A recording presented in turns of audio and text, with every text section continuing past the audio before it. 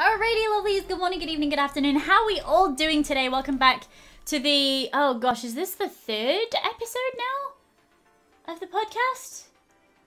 Oh, is that what we're on? Oh my goodness. How are we all doing though today? How are we all doing? My name, as per usual, is Tiny Pixels. You are more than welcome to call me Pip, and I'm going to be your sole host today. I don't know how I feel about this. That's kind of... I don't know, man. I feel like I've been affected. No, everything's gonna be great. Everything's gonna be great. Everything's gonna be fine. Because I have two absolutely wonderful guests with me this week. Or at least I'm gonna tell them that they're wonderful in the hope that they do the nice word things with me today. We're gonna hope that they do the nice word thing with me today. Let me just bring them in real quick. How are we feeling today, guys? We ain't pretty. Oh, good. I'm glad. Oh my goodness, that was a response and a half. Guys, please give lots of love to the wonderful SuperVim47 and the wonderful Marathi who are joining us today. Hopefully we'll have some really good. We should have some really good discussion today. I feel like we've got a good podcast on today. Before we jump into it though, guys, please tell our lovely audience a little bit about you. Should we start with you, Vin? Oh, hi. I'm Vin of SuperVim47. I'm trying to stream consistently now that I'm in between jobs. You may know me from voicing Sephiroth as the bishop from The Princess Bride. I can't. My heart hurts every time. Your playthrough is going super well. Welcome to the Genova reunion. It is a union of true love. Oh, so yeah, wonderful. Oh god, it's a playthrough to be seen. I think it definitely you've sold it wholeheartedly. Marathi, tell us a little bit about you. I was not prepared. not for that. No. Hi, I'm Marathi. I'm a partner broadcaster on Twitch. I do variety streaming, which literally is just about anything. Everything from, MMOs, currently, Final Fantasy, because Final Fantasy 14 Stormblood, through to Factorio, or Euro Truck Sim, anything. And other games that will come up later on in the podcast, so I won't mention them now, because that's Pip's thing. Yeah, we've got some actually really good ones on the board today. I'm really pleased. And of course, our condolences this week to LA, who are having to put up with poor awful Sam. No, seriously, Senshudo squad who are out in LA right now. Press F for LA. Do lots of good work. Do lots and lots of good work out there, you guys. Make good decisions. Yeah. Yes, we're counting on you to bring us all the good gaming news and stuff. I'm not jealous or bitter in the slightest, because it's been raining here again, so great. Should we get into a gaming podcast? Should we do that? Are we ready? It's a thing. It's a thing we can do. The option is available. All right, so there's gonna be no amazing segues this time. I apologize massively that there's not gonna be any amazing segues. But we are gonna be unearthing the dead a couple of times this podcast. So let's start all the way back in 1993. Let's start with there. Let it die. Just let it die. Just let it die. So, I want to know how you guys feel about remaking classic games. Because it's just been announced that we are getting a Bubsy the Bobcat remake. I kind of don't know what to say, because I'm not best pleased with this at all. We've recently had Yooka-Laylee. We know Crash is coming soon, TM, and that looks absolutely gorgeous. And now to jump on the bandwagon, we have Bubsy. How do you guys feel about our friend the Bobcat? I took a look at it, I never even heard of Bubsy, and it looked bad when it was new. some things we should just let lie. You know? And that includes most of like the classics that were actually good as well. It's like they're classic for a reason. Right. They're classic because when they first came out, they were, for the time, really good, touched on something new, contained a new IP nobody's seen before, and did it well. Like some of the first Sonic games. Ukulele. Games that when you say the name, people go, oh, cool, and you know, they can go back to that time. If you're going to do something new with an IP, reboot it. Don't try and redo what you did before, because 9 times out of 10, you're going to end up with this. Okay, so I have a question on that, because I recently managed to play, what's it called? That point-and-click adventure game. Thimbleweed Park. I recently managed to play Thimbleweed Park. And Thimbleweed Park is written by Ron Gilbert, as in Monkey Island, right? So I'm kind of going into it thinking, oh, it's just going to be an extension of the Telltales and blah, blah, blah. It is a wonderful recreation of that sort of style of game, but brought forward for a modern audience. See, how do we feel about kind of, because that's what Bubsy is doing. Bubsy is trying to bring this formula forward to a modern audience. I love how Vin sat there going, no.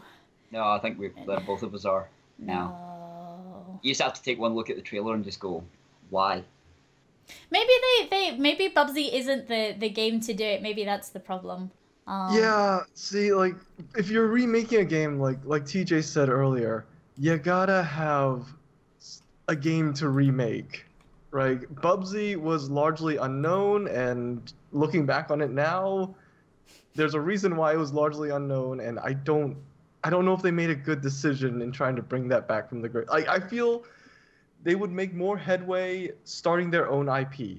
Right. Or treating it as a new IP. Because they're not even re-entering the market. They're entering the market.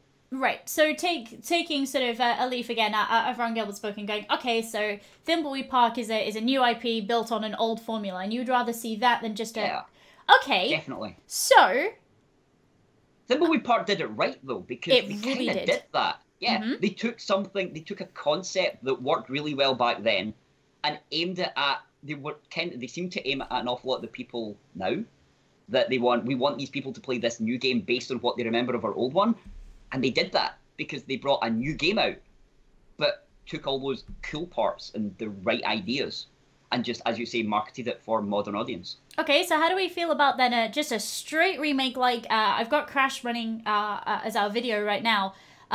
Crash Bandicoot, obviously the games are, the trilogy is solid, wholeheartedly. The remake looks gorgeous. Again, Ratchet and Clank worked really, really well. So do you think maybe it's a case of these games have to have a certain quality to them in the first place? Yes. Yeah. Definitely, yeah. Both. They need to have a quality to them in the first place that makes people actually not pine after the... I've gone and forgotten the word. It's one of those days today. Yeah, it definitely is. Like the IP itself. Again, you come back to like Ukulele. You go back to Sonic. The people dealing with Sonic did it completely wrong, in my opinion. That's how to fail at bringing an IP back several times in a row, time after time. I'm looking at you, Black Knight. I'm looking at you, Sonic Camelot Edition. That game haunts me, I swear. My heart hurts. He can't roll off the screen fast enough. Oh no! It's like, is he gone? Is he going to stay gone? Thankfully. I forgot what I was going to say. Yeah, Ukulele did it right. Not only can you tell that they were trying to push new tech and a new feel and a new look to it, they also really loved what they were doing, and they were allowed to do it. Right. They didn't have their time cut off. They weren't going, you only have X amount to do it. That's good enough. Let's push it. You can tell the team loved what they were doing and poured that love into their game. Ukulele is not personally my preference in game, but it looks amazing and it plays fantastic. I had fun playing it, even though it's not my particular type of game. And they've just put out a giant update being like, okay, you guys had this problem with it, this problem with it, this problem with it. We've listened. Here's a patch that addresses all of it. doing it right. And that's a game company who go, hey, we put a lot of love into this, we want to get it right for you. I know it's going to Have an stir up update. an awful lot. I know it's going to stir up an awful lot of maybe like and stuff like that. But Hello Games are kind of trying to do the same. Oh, with the ARG, right? They're trying really hard to fix stuff that was broken, put in stuff they couldn't put in. To like, you said no segues. Ding. Yeah, it's like with that game, they're trying really, really hard to do what they should have been allowed to do in the first place. Right. And they're doing it while telling the truth, which didn't happen the first time. Right. So I don't blame the dev team. I blame the. Yeah. There was a lot of hype machine there, and I imagine we'll get around to talking about that with regards to kind of E3 and things like that, because I don't think we're going to get away from E3 this week. I don't think there's any way we can run the podcast this week, kind of as much as we might try. Right. So, Vin, I'm interested to know is Crash and are things like Yuka your kind of bag? Is this something that you would go in for, or are you kind of like, these are done, I've played them, or I've seen them, these are done, I'd rather move on to kind of newer things? Oh, as an older style remade, like Right. bring back content? Yes. Whoa. I mean, as long as you're not remaking the game, right? Like word for word. Like for example, what would I say? What's another game that's been remade sort of? Oh man, I don't. See, I don't know, have because one of those coming up, and it's actually my game recommendation for this week. A game that is frame by frame exactly the same game. Yeah, like I would say that, but then I fell in love with Fable 1, and I also bought Fable Anniversary. Right. And I played that, and I like that as well. So I guess I can't really say that. I guess Thief has been remade as well, ish. Oh, that took a very strange turn in development though, didn't it? Because it wasn't quite a they wanted to add in more different. They wanted to add in different mechanics from the original Thief, which was just sort of, I don't know. This is a complicated thing you've asked of me here. This is what we do best. I don't know. I'm not gonna write them off. I'm not gonna write it off at all. I would just like to see, if you're gonna remake a game, do add something new. Right? Mm-hmm. Okay. Or to add in new challenges, bring in new audiences. Don't just. Well, I'm not gonna say don't just do this thing, but you know what? I'm gonna leave myself as an open thing so I don't shove my foot in my mouth. It's that thing where I think as long as you bring in new things and you fix the things that were broken before, then you're doing all right. Case in point, Skyrim. Right. Oh yeah. How to not do it right. Right. That's basically that's the open book on how not to do it. Yeah. Hello, we made it shiny. Mm-hmm. Which is great. We took the most That's a good popular start. mod and put it in the game. Yeah. That's it. And they could have done so much more with that, I think. Mm-hmm. Yeah. I think. Okay, so let's keep it moving, because I'm desperate to get to I'm desperate to get to a couple of bits and pieces on our cheat sheet today, but oh no. So I had a really awful Sam segue in my head then, and it kind of didn't. Just let it out. It didn't Just let it happen. out. So from tinkering with game art to games as art, I want to talk to you guys a little bit about a game called Everything. Have you guys seen it? You guys have seen this, right? Because it's been absolutely everywhere. I've seen clips of it. Okay. Everything has been everywhere all the time. So, I completely missed it other than a trailer. So, this has been absolutely everywhere, and I'm kind of intrigued by it as a game. It's a bit of an odd one. It's a bit of a bizarre concept. Not only that, it's just managed to qualify to go on to win an Academy Award. This game could now be put up for an Oscar. Which is, to me, that's insane. That's crazy. Roger... We've come so far as an industry that we've now got games that can win film awards. And that's mental. How do you guys feel about this? Is it really that surprising though? We've had the Roger games Ebert BAFTAs for how long? Oh no! This isn't a games award though. This is a film. I know, but yes, but you've had the BAFTAs for so long now. By was it Dara Abraham has been the host for like so long, and he's a like major advocate of games and them getting awards for being good in certain areas. The fact it stepped up to being. Sorry, this bear's doing backflips in the background and I can't. Oh yeah, no. Every time I see it, there's like a giant horde of bears doing backflips. Here's the thing though. If you listen to the narration of the trailer, it's beautiful. Yes. That is a beautiful, majestic thing of bears doing backflips. And oh look, there are now peacocks doing backflips. I can't quite wrap my brain. Everybody's saying, you know, the same as you, Marathi, that, you know, okay, we've had Game Awards for a long time, but this is something that is really high-reaching in the film community. We've had a complete crossover of medium now. We have this thing that nobody's sure whether to call it a toy, or a game, or an experience, or a film, or what, but... It's never reached this level of acceptance, maybe the right word. But look at how many visual novels we've had over the last year. Just in the last year alone. Okay, a large majority of them tend to be the Japanese ones. But that's not a bad thing. Don't discount walking simulators as well, though. I do, because almost all of them have been garbage. Oh, I would disagree. Almost all. There are, provided you know where to look, I feel like there are some amazing,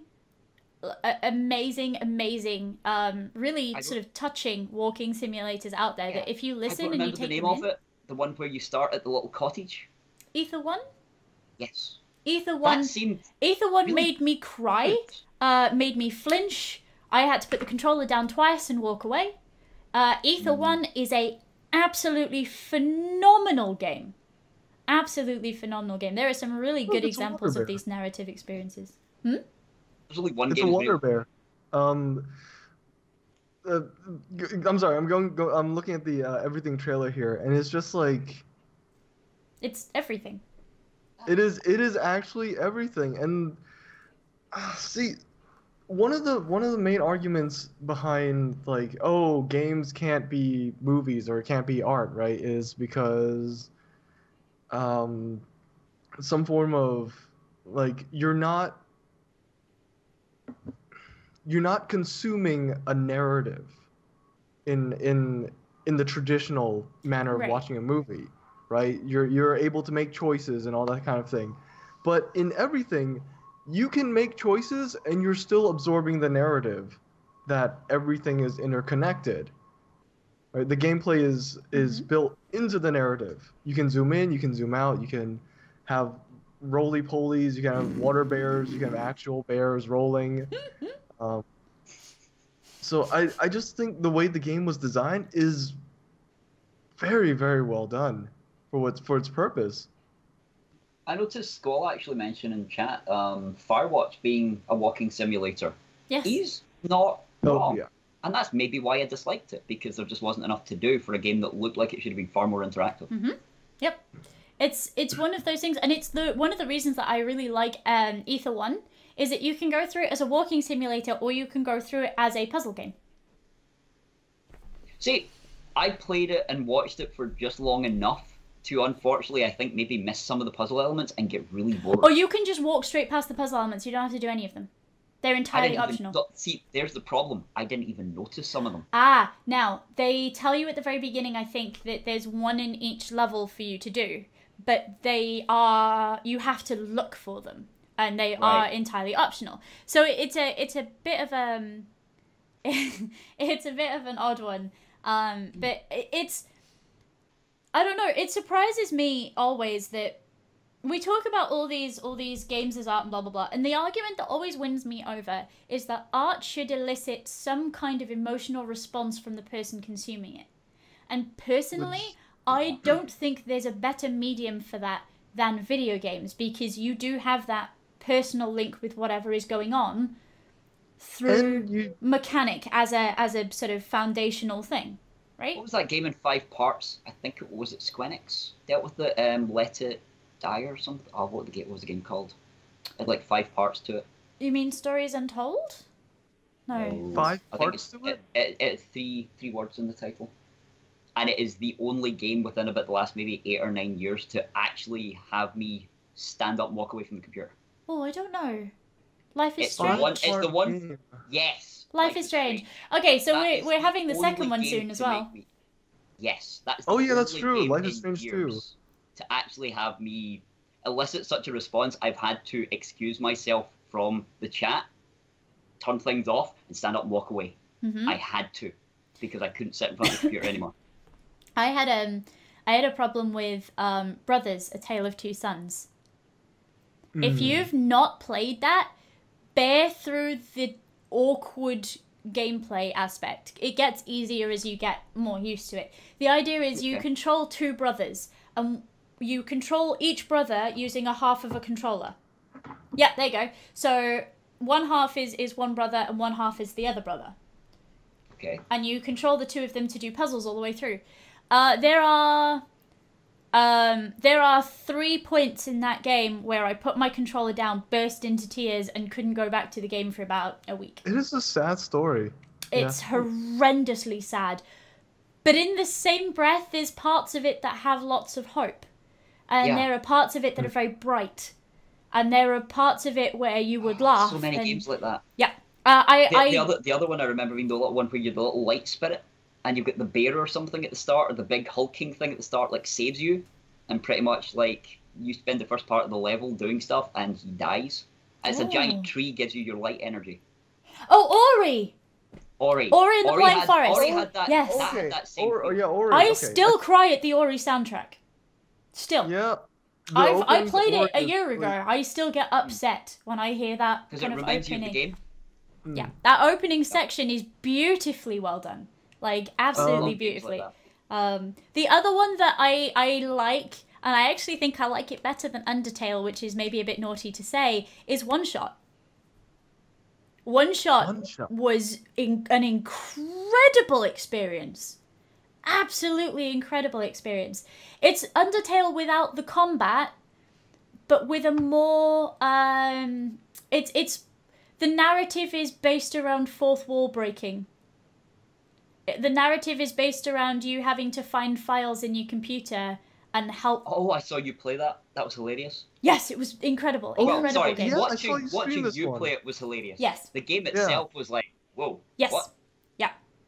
So I think it's about time, actually, that we start to pull...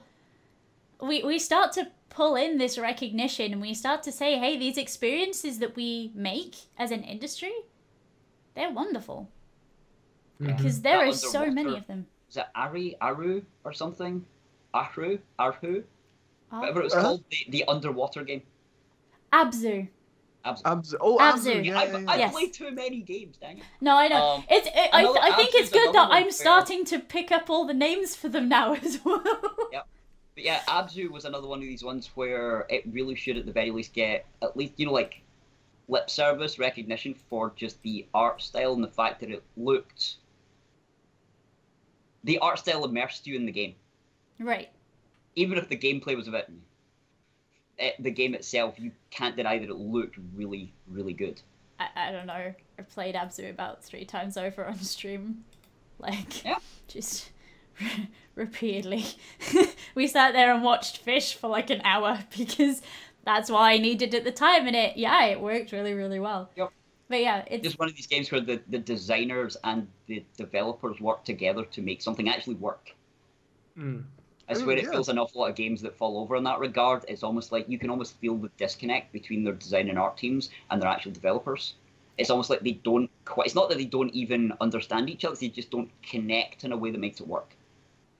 And whether that's a lack of understanding between the core like people involved, or the lack of like a producer or something. You know, like us one step above somebody that like is meant to hook teams together, just not managing it. It's really sad to see them break apart because it disconnects you from the game in more than one sense, which means the game fails. You're like actually like detached from the game. You're like knocked out of feeling like that. So many games that you play, even like action games, like Dark Souls is an amazing example of it. Just you've got the aesthetic and the gameplay. You end up so like almost like hand grip white knuckled when you're playing the game that you sometimes forget you're playing a game. And it's why there's so much rage, because you're so connected to your character dying again and again. Yeah. Yes. And it's the same. It's the same reason that we get BM and things in MOBAs, is because you're tying your personal self to your sense of self-value Yes. is placed into the game. It's true. I mean, in terms of eliciting emotions, I think video games have the best track record of eliciting all of them out of people who play them. Like you get range, like in a single game. For example, Life is Strange. You can feel happiness, anger, confusion, sadness. And that's just from trying to work out how the controls work. Like. That's... Yeah, I played it in PC, so I didn't have that problem. Oh no! I haven't played it yet. Ooh. So I don't really know. I was just making a joke. All right. So I'm really glad that we're all in agreement that video games are art, and this is really well deserved, and that's really freaking cool. Yes, Vin. I will say one thing though. I'm really glad that everything is getting the Oscar award and not a I don't want to say bad things. Can I say one bad thing? You can say bad things. Not a David Cage game. Me and you were gonna have words about that. I know. That's No. It's gonna be a bad thing. I'm keeping it. It's nice that it's being given to an experience masquerading as an experience rather than an experience masquerading as a game. Actually, I'm saying nothing about that. I'm keeping it on your good side. Heavy Rain is one of my favorites, but the rest. Heavy Rain is amazing, The rest are and I had to stop playing it. I couldn't finish that game at all. I think the games are good. I Did just you know don't you like were gonna save him? Huh? Is that why? I couldn't tell. I got to a certain point. I actually had a fair amount of trouble getting by the fact of the. I don't want to spoil anyone that hasn't played it, but the first major event in the game that sets off the rest of the game, right? I think I lasted half an hour after that and had to put the game down. I couldn't actually play it. It's just one of those games where it was so good at what it was doing. People were like, it was really depressing and I couldn't play it. I'm like, no, it hit so close to home with stuff that's happened with friends. Yep. I handed the controller to it. I had to have a friend there to play it because I knew roughly what was coming. And I handed them the controller and asked them to turn it off. Yeah. Couldn't play it. I Just, can, nope. but the other two nuts are great. I'm excited for what comes next. Okay. All right, so I was going to say something specific about and got distracted by the Heavy Rain. Sorry. Right, we've now got like the Oscar for art. Final Fantasy, through some of its past stuff and the new Zelda thing, both of them have been. One of them has already won stuff for, and the Zelda won for the new Breath of the Wild game. Breath of the Wild. Thank you. Their musical scores are up for awards. Good. Or have been up for awards. Oh, good. But that's it. Yeah, but that's the thing. Like the music side of things that. and orchestral stuff and things like that for games have always kept on coming up for these sort of things, and in some cases have won them. Like Final Fantasies for Final Fantasy 11 won one. Final Fantasy 14. Well, both of its prior expansions have won something. Baba Yatu won something, didn't it, from Civ 4? Baba Yatu did win. Yes. Civ 4, yeah.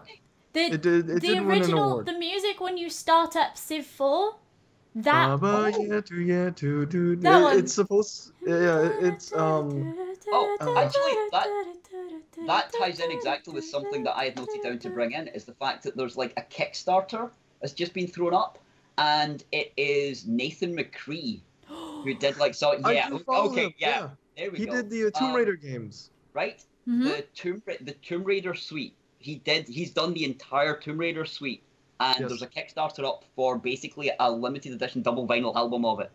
Because Ooh. it's already been in orchestra form at like a big thingy hall. I can't remember where it was in the UK. The Kickstarter ends on the 24th of June. Can you put it in the doc and I'll post it in chat for these guys?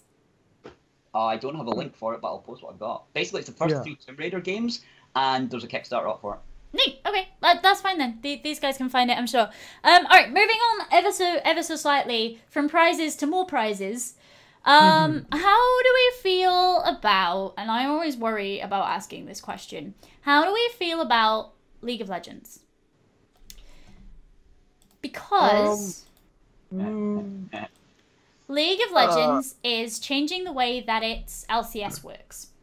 So one of its major tournaments is changing from teams being rotated in and out to a set roster of 10 teams.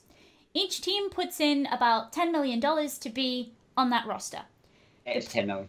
It is 10 million? Good. Okay. I'm good with the information today. They put in 10 million.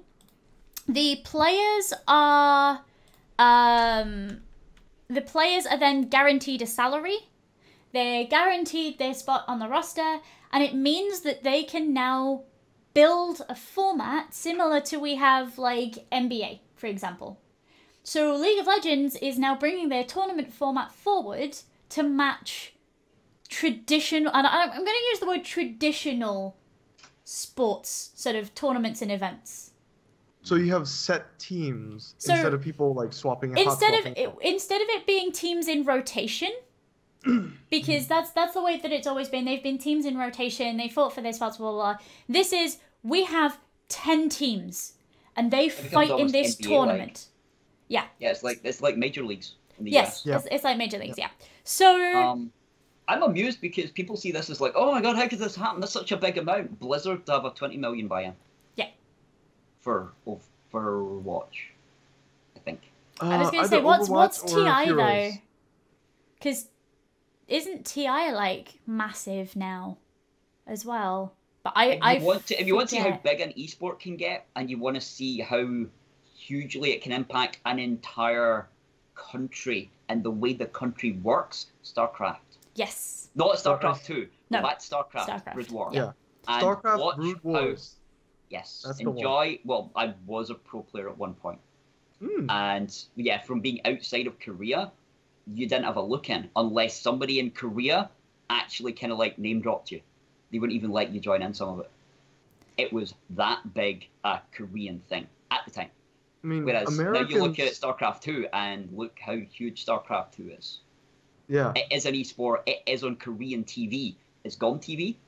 It's on Korean TV. So it's already a TV thing. It is a real sport. It's an esport. So I wouldn't be surprised. If Riot can pull this off, good. Now, the community, certain people know what I think of the community. Thankfully, it doesn't represent Riot. It doesn't represent the actual players who are trying really hard and are at the top most of the time. So if they can lock onto that good-natured, good sportsmanship, all the things that Riot actually stands for and believes in, and they can take that forward onto like actual TV sports and that sort of like you would need that in order to move forward. Yes. You can't move forward into a larger market if you have people trolling each other in chat. I don't know, Right, have you watched football? I'm sorry. Yeah, did but you it's guys on did chat. you guys see Carmi's thing the other day, and that on Twitch and Twitch chat during that. Twitch chat is always going to be Twitch chat. It doesn't I represent turned Twitch chat off. entirely how these things work. I mean, you look at me, for example, right? I'm a casual League of Legends player. I'm super interested in the community. You guys know that I put cosplay together. I'm going to ignore that comment. I recently actually got to meet with some guys from Riot, a couple of cosplayers who have done bits and pieces for Riot in the past. And genuinely, they are some of the nicest people, and they care about their game. I care about the lore a great deal. I care about the characters a great deal. I care about the settings a great deal, which is why, you know, cosplaying from League was my first choice. Bang on, it was my first choice. Met a League cosplayer that hasn't been awesome. As in Right. a nice person. I've yet to find a cosplayer, or even, actually, I've yet to meet a League pro player at an event, whether it be PAX or whether it be Insomnia. I've yet to meet one that hasn't been at least civil. Right. And just barely civil is definitely the minority, low end of the scale. Everyone else has generally been really upbeat, really looking forward to the game, really enthusiastic, really polite, and generally sort of like, do you play? What stuff do you play? What lane do you... But they're really, really inclusive and want you to be involved in their really cool esport that they're so invested in. It doesn't... The more well-known side of the community is not representative of the top end of the game. Which is what angers me so much. It's nice to see, I think, them taking quite because this is quite a serious kind of committed step forward. And as we're saying, like it's not a big it's not a big amount of money by any stretch. 10 million for a sign-in when you consider these kind of events isn't a big amount of money. We know that League is a big sport, blah, blah, blah. We know that it's important. But it's so interesting to see them continually taking these steps forward to make it a more sort of solid, more professional, and to make it kind of, to make it rival these, as I say, traditional sports. You know, you have a lot of people when you say, oh, esports, and they laugh. Yeah. The one that always makes me giggle is the Imagine Dragons song that was written for League of Legends. Mm-hmm.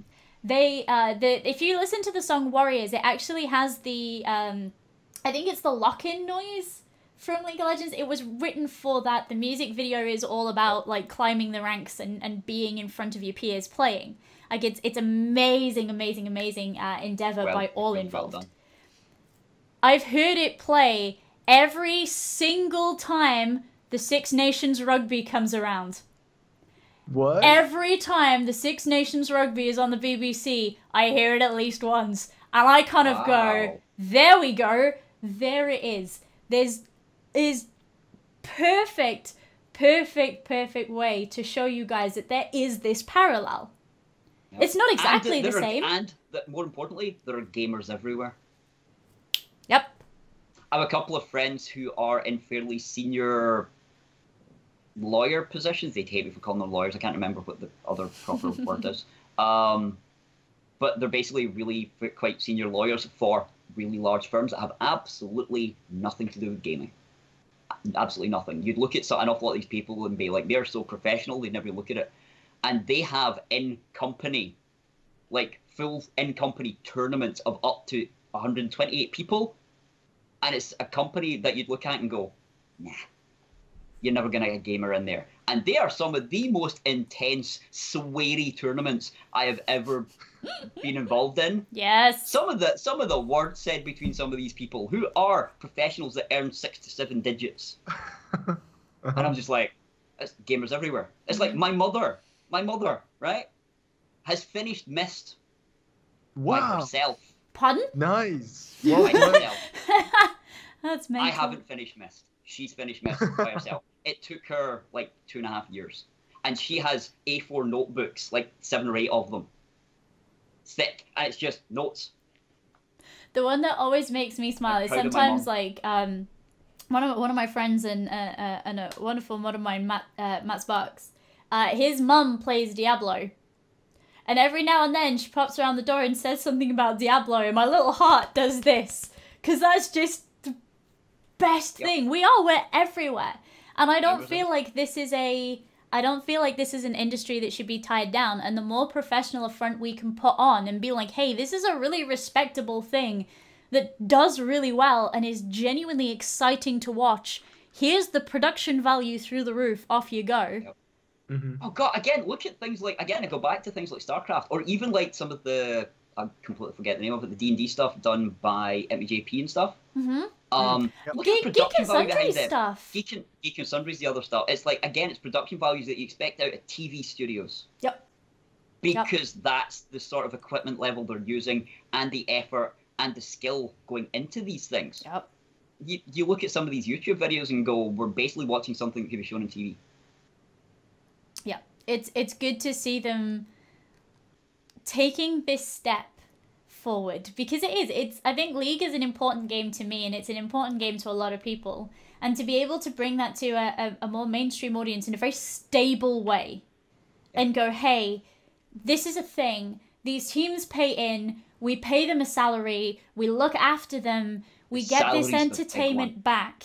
The salary is the big one. Contracts can screw you over big times. Like, I follow Ryan Morrison, the video game attorney, and he can go on tirades about signing up with really bad contracts. So the fact that, I mean, step one, you offer gamers, professional gamers, a salary, right?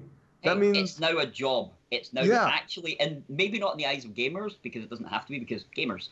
But once you move outside of gamers, it legitimizes what you're doing, because it's a job, you're earning money, you're able to support family.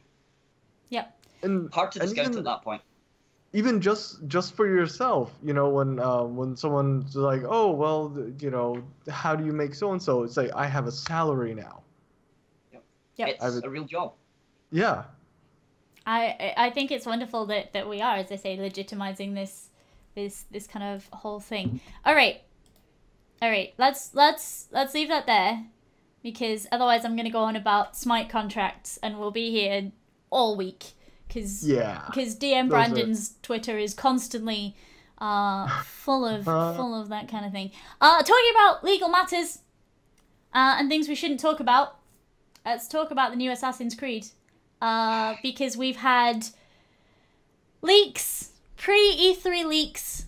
We are expecting them to talk about Assassin's Creed Origins. I keep calling it Oranges because I am bad at everything. Well, it's Assassin's Creed. At this point, it's like apples, oranges, pears. It's like, who's able to keep track? I mean, you got the apple of Eden. You have the orange of Zeus. It's like, you know, look at me juggling all these deadly fruits. Was it the pineapple of Pelor? Right. Wrong game. Anyway, watermelon of woe. New Assassin's Creed, Egypt, new character, pyramids. Do we care? Has the Assassin's Creed franchise been so broken down that even taking the gap in development time isn't gonna fix it? There's one thing that interests me, or that it's holding my attention until I find out one way or another. I'm sorry, if you have to climb to the top of a pyramid to unlock an area, I'm gonna slap a controller across the room. Yeah. Yeah, you just smash down at the base again, wouldn't you? How do you jump off a pyramid? Well, no, it's okay. We put there's sandstorms. The sandstorms was like so much when you just flow down and land in a pile of really soft sand at the bottom. Yeah. It's that thing where how do you come off a pyramid? It's wider at the bottom than it is at the top. You're just gonna go. You flow down it. It's like one of those. It's like the squirrel suit out of Just Cause. I don't know if you guys have this problem, but you guys find that whenever you're in sand gets like everywhere. Yes. Yeah, you know the problem. All right.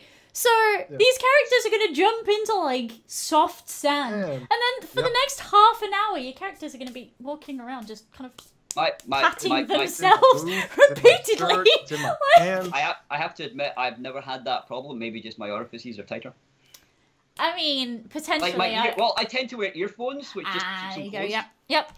Yep. I mean, whatever you need to do. We went to. It was a couple of years ago now. We went to Italy, and I actually went up that really tall tower, which is the one he jumped off. Mm-hmm. You got to the top of the tower, and I got up and got round, and I didn't realize one of the little gates they have across was meant to be closed. So I went out and had a little look, and then realized there was no actual gate here. And I looked down.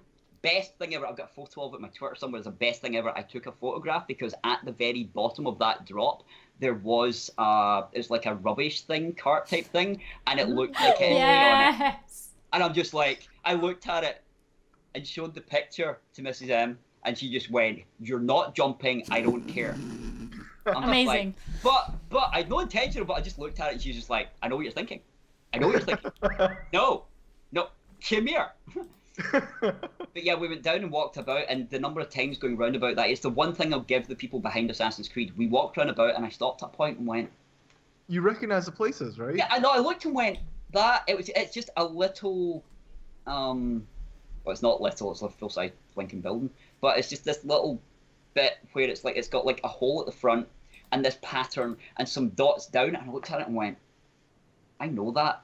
Google, and it's like I recognized one of the building fronts, which is the one at the very start of the game. You climb up and reach inside for the eye of something.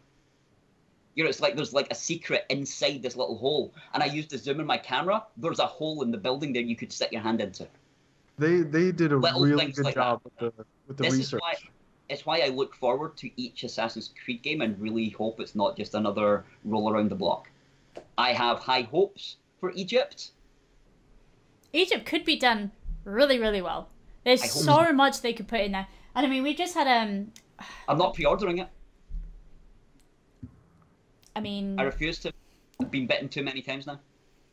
it's that thing where in regards to Egypt, like, we've just had Amonkhet from Magic the Gathering, which was the Egypt themed set, and it was done superbly. So well done. There's so much that you can get out of a game set in Egypt. I'm just a bit worried that we've pushed the franchise so far that maybe now there's no coming back. And while I'm glad that they've taken a step back and they've gone, hey, we're not going to release them year after year, we're going to take some development time now. Well, I'm glad that that was a thing. I don't know if it's going to be enough to save it gameplay-wise for me. I mean, we jumped the shark back in 2012 with Assassin's Creed 3. We jumped the shark 5 years ago. Assassin's Creed 3? Yeah. Does that one not exist? No. It's like Bioshock 2. Bioshock 2 is called Bioshock Infinite, and I would rather people called it that than Bioshock 2. That's a rubbish name. Who would name a game Bioshock 2? Bioshock Infinite. Infinitely annoying. Let's not. No fisticuffs on the podcast, please. No, it's like I don't know. I don't know if this is enough to save it for me, honestly. Like, I look at it positively because they took a chance and did Chronicles, which was India Assassin's and Creed China. China. Yeah, but The they 2D ones. were bad were Mark of the fantastic. Ninja copies. Only because Mark of the Ninja was better and timed well. Mark of the Ninja was marvelous. Was amazing, yeah, I know. But if Mark of the Ninja hadn't happened right then, those would have been like theme breaking. Unfortunately for them, Mark of the Ninja happened was just so much better. Came out first, yeah. Yeah. It did what it did really well, and then went a couple of steps further and were Oh, just it's so good. Clay. Clay are absolutely wonderful. Clay are wonderful at everything that they touch. Everything that they touch is marvelous. But yeah, no, I'm not sure. I'm glad that you guys have got kind of worries about this too, because, you know, it's not that I have worries so much as I hope they don't do what they've done for the last 3 or 4 games. Yeah. Now, and they what they've seem copied to be... over to Far Cry. And Also, I'm how not are even, you gonna have... I'm not even going there. Not even going there. Yeah. I How are you love gonna have Far Cry. I love the open, like the actual worlds. They're really good, Okay. and they're visually impressive, right. and the gameplay is really fun. Mm. And they need to get new writers because oh my goodness, it's awful. Yep. Vin.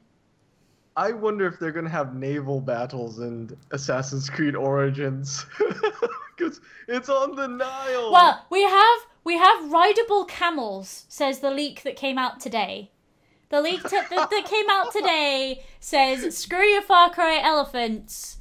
We're having rideable camels. I have only one response for naval battles in the Egypt, and it's 1 or 2 words depending whether you understand my humor, and that is denial. That's all I'm saying. Please not. Right, we're gonna leave that where it is. We're gonna leave that where it is, and we're gonna go from crimes against gameplay to crimes against games companies. And we're gonna talk a little bit about Cyberpunk 2077, which is I'm just so excited. I'm just so excited because there's so much you can do with the cyberpunk setting, and the CD Projekt Red are wonderful at what they do, at the moment in regard to RPGs. Some people took some documents and threatened to release them. I don't believe them. And CD Projekt Red put up a big statement that went, we know you're holding them ransom. We know that you want, stuff in return. You're not getting it. Yep, if they do release them, please know that they're old documents. Like, please know that they're old documents.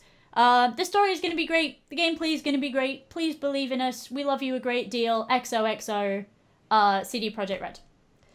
And see, I know how sneaky CD Projekt Red are. I think it's a marketing stunt. I mean, I actually think it's a fantastic one. I mean, because it not only gets gamers in, it gets people from other parts of and it's a perfect response. Yeah. Yeah. It's the right response regardless. Yeah. If it is a marketing thing, then it's done really well. If someone actually stole some old files, trust me, at any point in development, those files could be rendered obsolete. Like, if someone did steal something, they stole nothing. Especially from that level of that company with that level of competence internally and that many staff. It's like, how many game iterations are they going to go through before they even look at something that might be possibly good? Yeah. The think tanks for some of these companies are insane. Yeah. I can understand that people are excited and that people want to know, because literally the video that I have playing right now is all we have.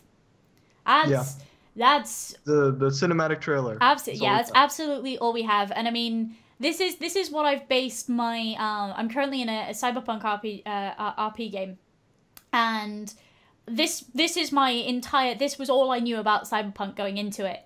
And the more of it that I play, the more excited I get, because I know that that's just the beginning. If they don't have net running, I'm going to be sad. I'm going to completely just divest. But yeah, so I'm a net runner at heart. My first 2 characters in Cyberpunk were net runners. Oh, is this something that we're excited for? System. Because I mean, every gamer ever loves traditional fantasy, right? So how do we feel about Cyberpunk? Because I know, Vin, you're kind of a fantasy kind of dude. I went through a cyberpunk phase. I don't know what you're talking about. Yeah. Yeah. No, I love the concept of near future cyberpunk, or even far future.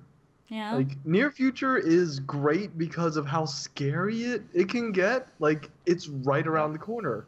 There are 2 games that sit in this particular era of gameplay and this style of game: Cyberpunk and Shadowrun. Oh, Shadowrun is so complex, though. The games that came out for Shadowrun, the name of the company fails me. The games that came out, the isometric ones, where there's actually story around the gameplay. Mm-hmm. I don't normally like those turn-based type things. Mm-hmm. The gameplay is amazing. They're pulling the story is amazing. They're feeling it is amazing. I really do hope Cyberpunk pull the same. I hope they manage it. Yeah. Because if they can pull off the same if they can show the same amount of love, dedication, and competence that the other company, that I feel really bad about not remember the name of, managed with Shadowrun, it's going to be fantastic. I mean, if they even put in as much love and dedication and ingenuity into Cyberpunk that they put into the Witcher series. Yeah. Right? Like, Witcher 3 was this enormous game. It was just enormous. And which cyberpunk class do you think is going to end up in the bathtub? And how many pictures of it do you think PC Gamer are going to use? Or that Pip's going to hide in her picture documents? So I'm kind of excited because we were talking, and to echo off your point, Vin, we were talking last week about The Witcher, because The Witcher always finds a home on this podcast somewhere or another. And I was talking about the fact that in The Witcher 3, I walked back and forth on cast for half an hour debating on which way to go with the quest, because the narrative complexity was absolutely sprawling. It was there and it was solid, and the narrative complexity is perfect. Harebrained schemes. Oh, yes! Yes! I know. They did an amazing job. I've spoken to those guys on a number of occasions, and they are so invested personally in the entire world. Like the game world, that they're just like, we can't give this to other players to play if we can't be proud of it as our own thing. Right. Was their outlook on it, and they did it justice. It's the chef method. Yeah. Yeah. If I wouldn't eat this myself, I'm not serving it to someone else. Yeah. Yeah. No, that's yeah. I love that analogy, actually. A chef just building up this game and putting it together and cooking it just right. It's like, it applies to games so Yeah, well. yeah.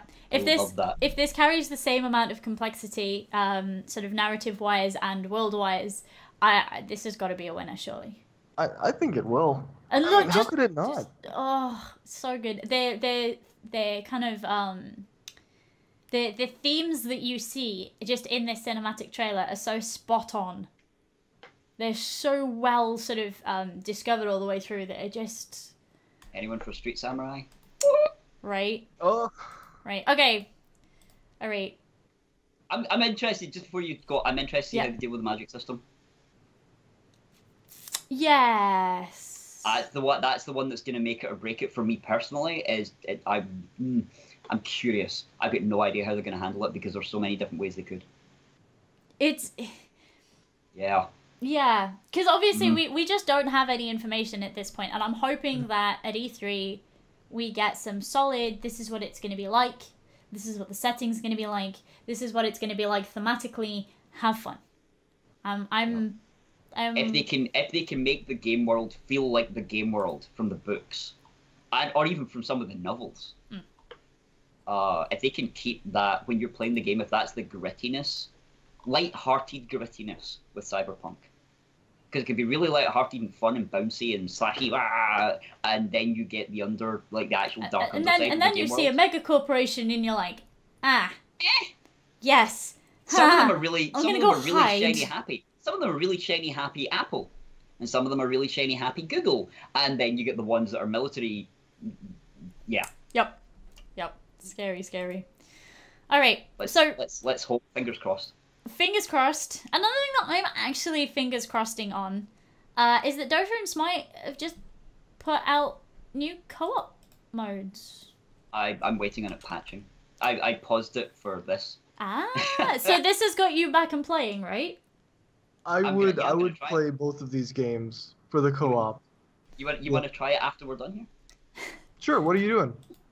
I was going to be streaming probably. I'm no, matchmaking, you got Smite or I'm probably gonna end up looking at both, honestly, because I've never liked Dota as a MOBA. Nope. But playing it with other people, without other players against me. I couldn't even play Dota 2 with other Yeah. players. I just as much as I've now got at least the people from my chat will be like, I don't get on with League because I never really had a chance to play it without dealing with the dregs. Right. The people that dragged me in went, get to 30, then we'll play. Fantastic way to just scare somebody off again. Yeah, no. It's an amazing way to just make somebody go, wow, that's what I'm expecting to play with. No. Why am I playing this game? that's Dota 2 just, I don't know, it's a really shiny game. It's graphically quite nice. I can appreciate why people like the gameplay, and I couldn't stand it. Just me personally couldn't. Yeah, No. I'm in the same boat as you. Like, Smite League came is to so me much super fun. easy. Smite came to me super easy. Hearts came to me super easy. Dota, I'm looking at all these things. And then there's a day-night I always joke about the day-night cycle. There's a day-night cycle and my entire brain goes, well, Dota's the oldest one, right? It's had the longest time to have the No, most. Heroes of Neweth was before that, wasn't it? Thank you. Was Han? On was, yeah. Let's Okay. do that. Well, Dota was originally a game mode. Yes. Yeah, game mode for Warcraft 3. Three. Warcraft 3. Yes. Yeah, see, like I like watching MOBAs. I love people being passionate about MOBAs, but MOBAs just aren't my thing. But if they put in like a co-op dungeon PvE style, I would definitely jump into that. Why not? Yep. So there's one for Smite at the moment, which is something to do with Hercules. The Trials of Hercules. Yeah, and then the Dota 2 one, I don't know too much about right now, but I'm excited to see what it's like and whether that can get me into the game. Is this a good move then, do we think? I take it from the fact that both of you Yes. want to play it. This is a good move. Actually, I think it's a fantastic move. It's bringing in the people that don't want to play Dota or League as is. It's going to bring in the people that want to play co-op. Right. Yeah. Like me. Yeah. Like me. Yeah. Yeah, It's that's why like, I I will love- play half these games.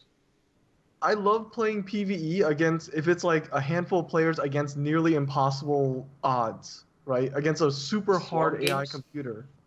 Like the swarm modes. Not just swarm modes, but for example, my best friend Aaron and I, whenever we play a co-op game, we always play it on hardest difficulty. Like I Oh. prefer I prefer beating my head against a hard difficulty co-op with someone versus beating my head against, say, the ladder. See, Right. Pip shaking her head, but at the same time, I will deliberately, it's like the number of games I'll put on and I'll look at it and go, hard or insane? It's like Insane. easy and very easy, or was it the game modes where you want to go through story? I will still, my investment on a first playthrough is always story, but if it's not difficult, it's not a challenge, therefore I'm not really interested. It loses out on it. There are very few games I turn down. I always say, if it's not trying to kill you, it's not having fun.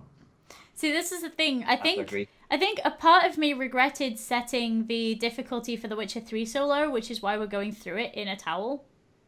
I just did a level, I think it was 26 quest at level 12. Ooh. In a towel. Up the difficulty or restart, stop being lazy. No! You're a wuss. No! I refuse. You're a wuss. You're a wuss. I I refuse. mean, hey, you get to do it in a towel, right? I get to do it in a towel! It's wonderful! Okay. Yeah. Like, Yeah. because everybody And comes then in and is bath like, time at any time. why are At you that naked? point, Where is it's- your armor? And I'm like, this is my This is armor. my I have an armor. armor rating of 2. Like, it's At great. this No, point, that was only one. Sorry, it sort my of bad. shows your skill. Right? That you could do a level 'Cause now 26 it's- at 12 now in a it's towel. Dark It's like your Souls. evasion tactics are good. Right? See? Now it's Dark Souls. Like, it's wonderful. Just don't get hit. That's all. Yeah, health is a crutch, man. Health is a crutch. You just... Not just in games. Right? Yeah. No, it's like coming back to it. I think having these co-op modes that you struggle against, and it's actually why I really like Fable Fortunes as a card game, Co-op mode. because of the co-op modes, and the co-op modes get Co-op. more difficult, and you sit there shouting at each other, pinging each other's cards, because you know how to play their hand, and they know how to play your hand, and it works. I like having this investment with friends and other people, and I think it's a great way to bring in new players. Why are you looking like that at me? You requested right at the start of this podcast that I be nice and be friendly and helpful, so I'm not going to comment on card games at all. No, not card Ooh. games as a whole, because you don't know shit. I'm It's sort of in the no, middle. it's the opposite. It's the opposite. I know too much about them, and RNG hates me Right. intimately. Yeah. I No, mean, it's like I will thoroughly enjoy like some of the, if I want to chill out, I'll watch people playing Hearthstone, or Gwent.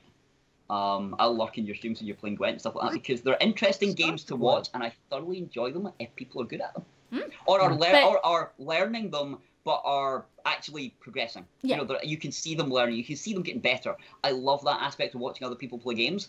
Card games, Magic the Gathering is, and I don't like the pricing model, but that aside, Magic the Gathering is the entry level into card games. Technically, Hearthstone has that badge now because it's so easy to get into.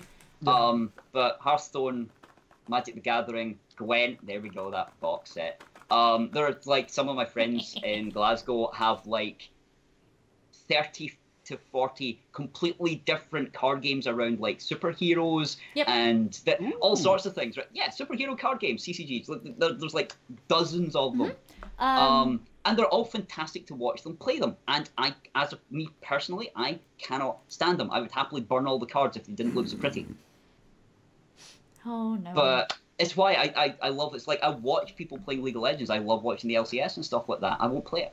Yeah, that's Yeah, fair enough. same. That's fair enough. Same. But no, I love watching. like I think having a co-op experience with your friends where you battle through things together, and that's kind of nice. Still a card. Yeah. That's kind of nice. All right, let's Can I flick cards at you like Gambit? no. Ah. No. But we're gonna See, stay that with makes it card fun. games for a little bit longer. We're gonna stay with card games for a little bit longer. We've just talked about Magic the Gathering. And I Oh, bet I sorry. can get you to come and play this with me. I may have segued. Well, Wall said there would never be any, so I had to prove him wrong. oh dude, like I've put the worst segues in today and it's been wonderful. Worth it. It's been wonderful. put 'em Staying with card games and staying with Magic the Gathering. Magic the Gathering, it has been announced, is having an RPG, right? We might know that it's not just an RPG. It's going to be a free-to-play MMO built by the same team as built, or a very similar team as built the Neverwinter MMO. And I am beside myself.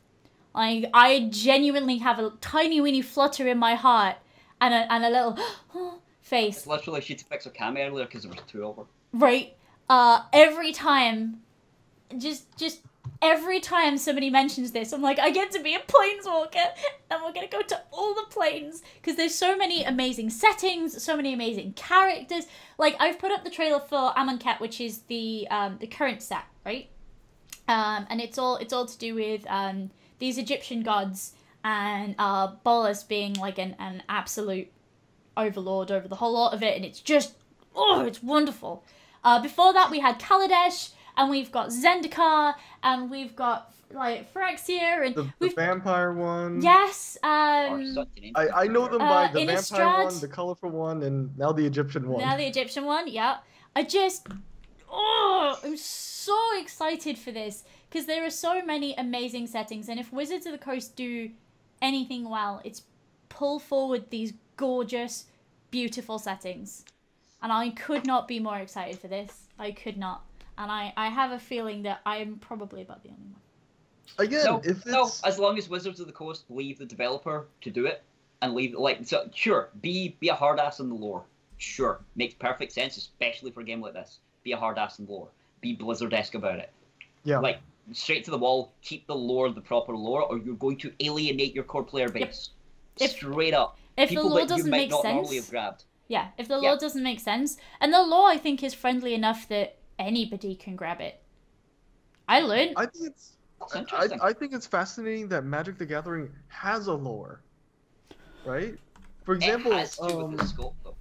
It has What? to. What? It has to with its scope. What do you mean you're Yeah. what do you mean you're surprised it has lore? Wait, what? Well, it's only a card game. fascinated because compared to other card games, other collectible card games, right, that don't have a built-in lore into their universe. I'm having like a tiny meltdown. Yes. I might Like die. I played Yu-Gi-Oh back in the day, and it was literally just they're just monsters then, right?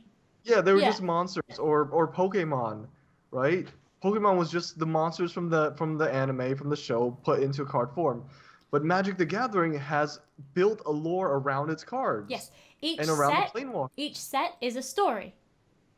That's fascinating for me. Like, it's incredible. Again, reprints. We have recurring characters that do similar things on similar planes, so we are then allowed reprints.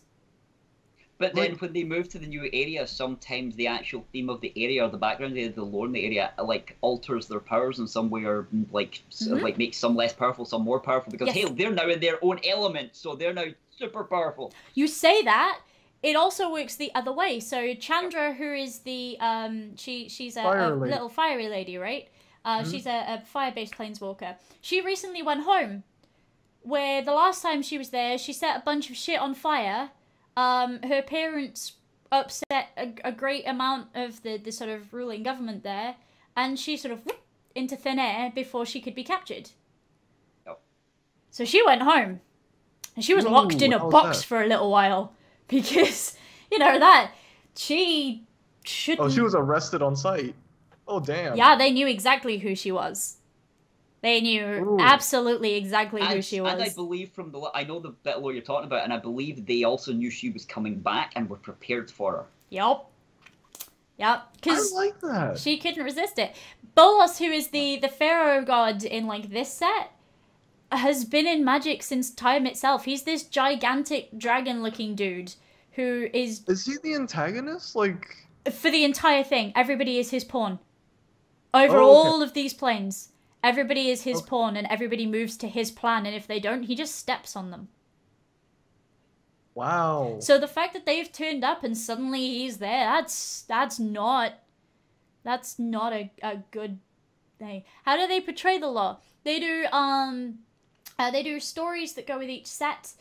Each set tells a story, so various cards are various events that happen there.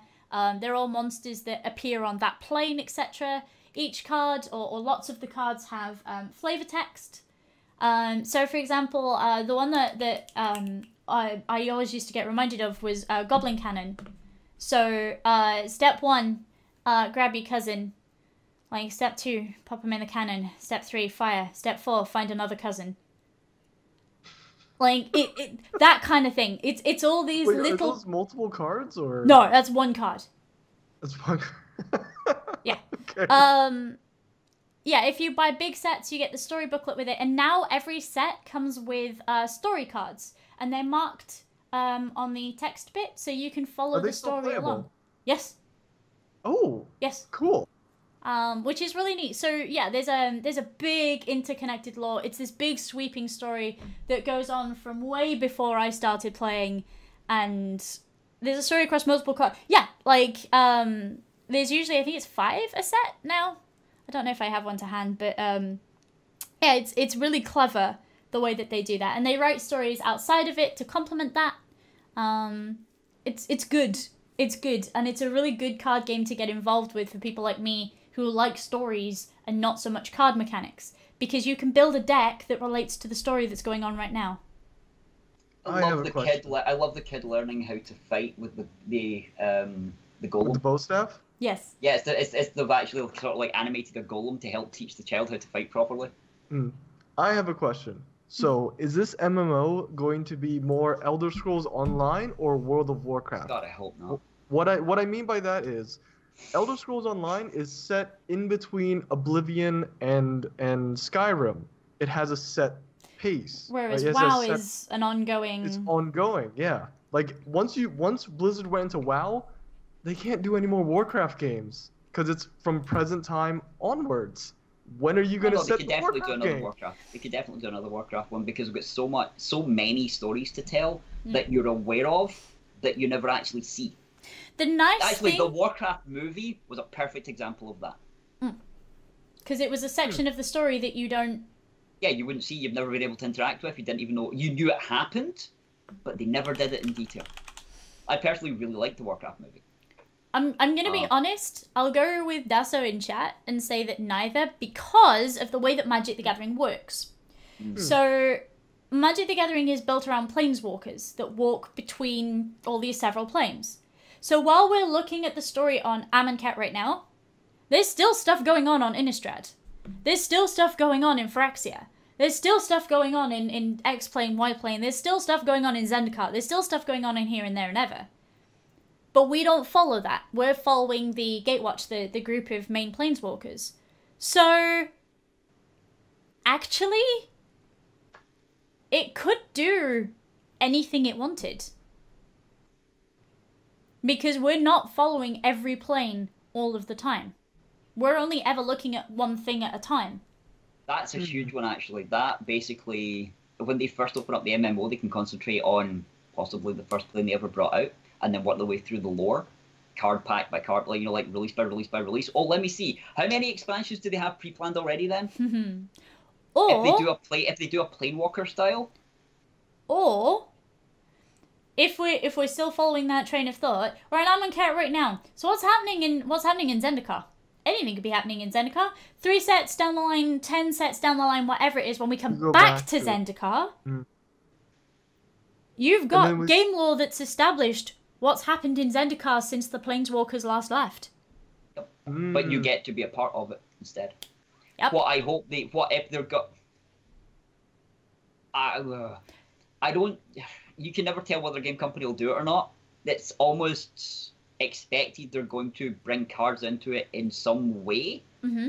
But if it ends up a card-based power game, no, it's gonna kill it. Yeah, I don't see it being. They've got the option of they could either do it really, really well and surprise everyone, or they're just going to completely fail, like, horribly. And the only people they'll get playing it are the actual hardline MMO players, Magic the Gathering fanatics. Yeah. And that's not a community you want to be a part of. I'm going to be honest, I'm hoping for, as I say, I'm hoping that because there's so much scope here, there's so much that you can do with this formula, it does really well. But it's interesting to see the two of you actually chatting about it now, whereas when I said about this initially, everybody's like, oh, Magic the Gathering. I was winding you up. But it's interesting to see that actually people from outside the Magic the Gathering community are like, yeah, this has scope. This could go somewhere. Play Magic the Gathering. I know. I'm not saying about you. I've just never admitted it to you before. It's good. All right. So now that we've talked about a game that I want, should we talk a little bit about games that we have and that we love? So, Yes. game recommendations. We do these every week. Just a quick brief link. I've been playing this and I think it's good. Why? I actually really like this section. This is my favorite section. TJ, do you want to go first? Yeah, we almost had a fight about this at the start. We did. Okay. I had to change my initial plan because I saw that. Yeah. Marathi came in and was like, "Oh, you took my game." Yeah, well, the first time I saw your notes, it kind of went, "This week's game recommendations," and left it open. I was like, "Oh, I know what it is. I'm going to go get blah blah blah." Then went back and looked and you'd written it, and I'm like, Too late. I am really enjoying this one. So yeah, tell us a little bit about it. Dead Cells. It's a game by Motion Twin, and where's my thing? Motion Twin.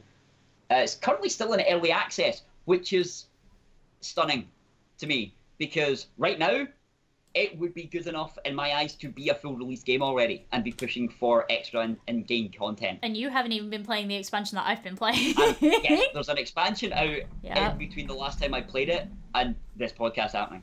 I don't remember what's it called. The Elemental. The Elemental update.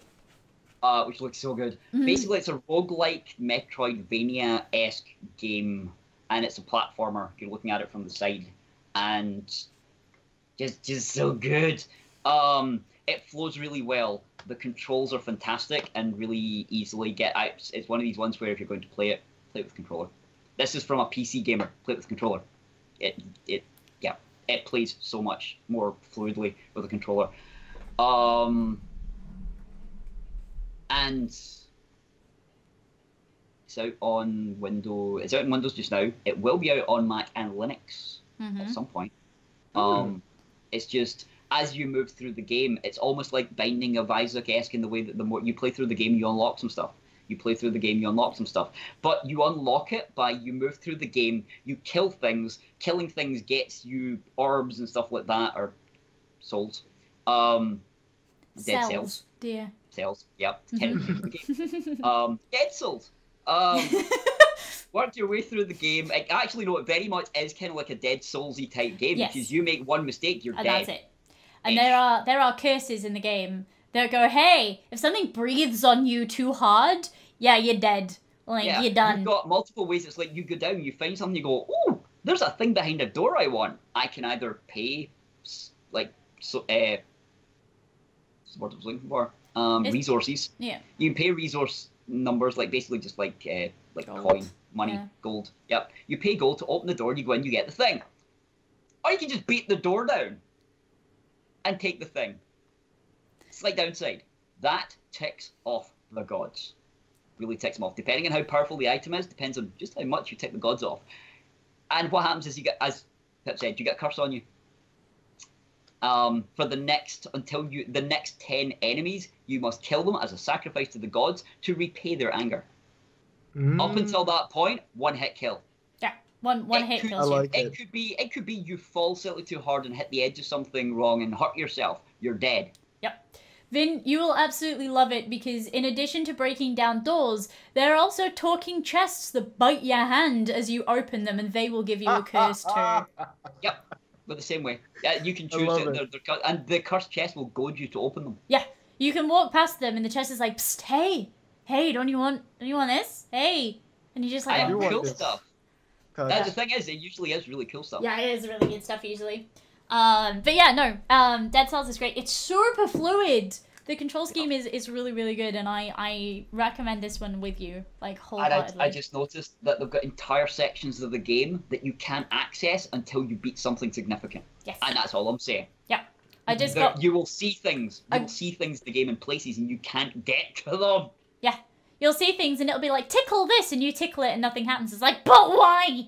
But no, it's the longest time. Yeah, it's good. It's good. All right, Vin, what's your game of the week? My game of the week is actually an older game. Well, I say older game. It's about 3 years old. Dungeon of the Endless by Amplitude Studios. Came out back in 2014, but my friend and I only just discovered it. So it is a Sort of tower defense slash rogue-like game. Basically, you are a bunch of people in a spaceship. Your spaceship crashes into another ship, and you have to find your way out of it. Your ship has a power core. You go into the different rooms. Have any of you guys played the Munchkins card game? Yes.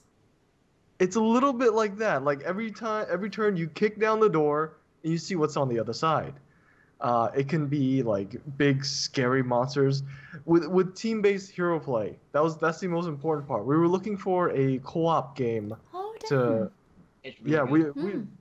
we pretty much burned through all of the co-op games on our list, and we were looking for a new hard one.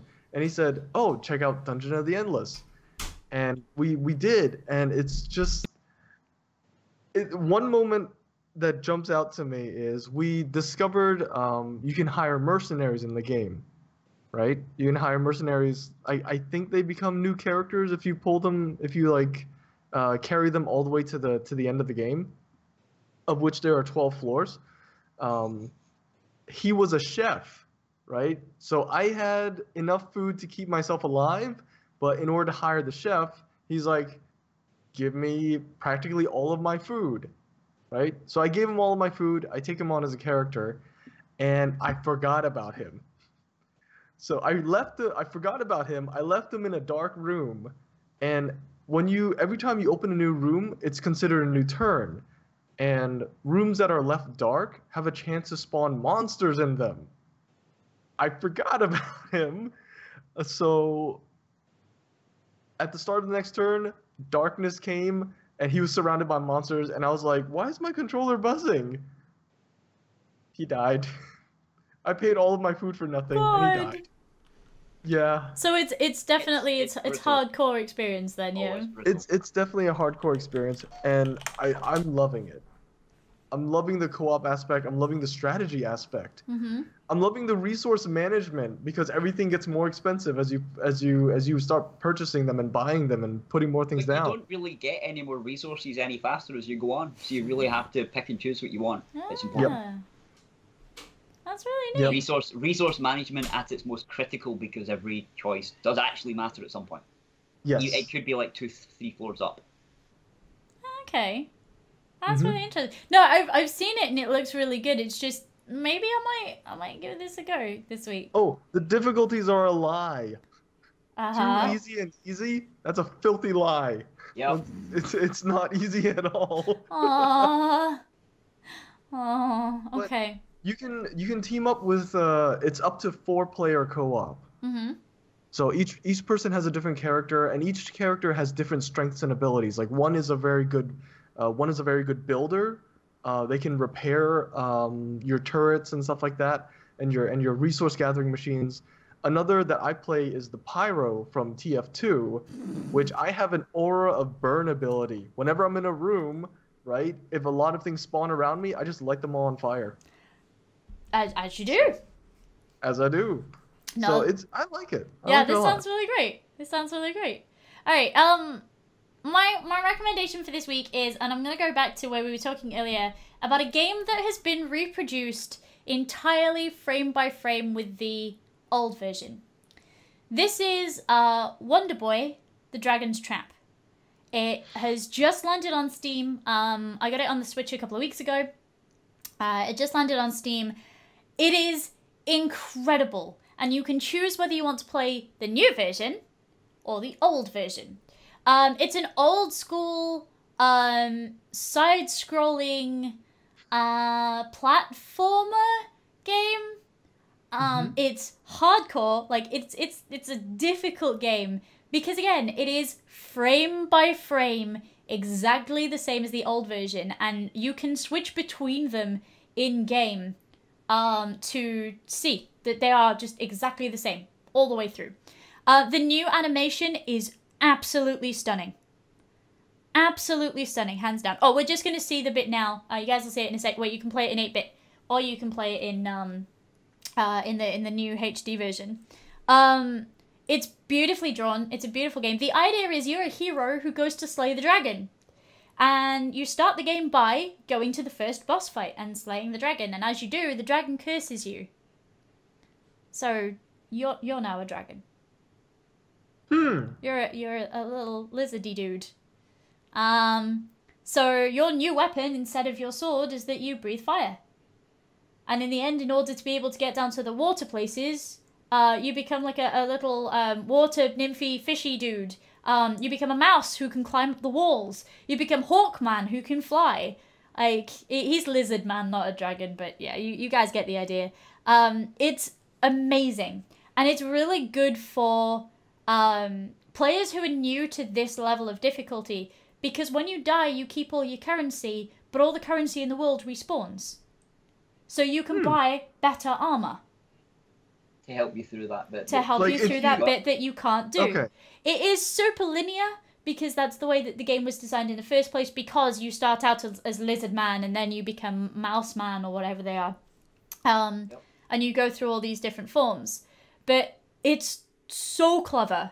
It's so clever. And as a frame-by-frame recreation, it's just a wonderful, wonderful sit-down hardcore experience to just play a little bit of, and then put it away. And then play a bit more of, and then put it away. It's really good drop-in, drop-out gameplay, and I absolutely, wholeheartedly say that if this is in any way your kind of deal, go and buy it. Because I don't think it's that expensive either. I think it was something like £15 on the Switch. I want to say, I have the link here for it. Let me pop that in chat, because I forgot to do that earlier. Who's a Switch, though? I do. I really like the Switch. I think the Switch is a great console. Don't stop that. But yeah, they did the same thing with Monkey Island and Grim Fandango. But this is... Switch it with another console? No. No.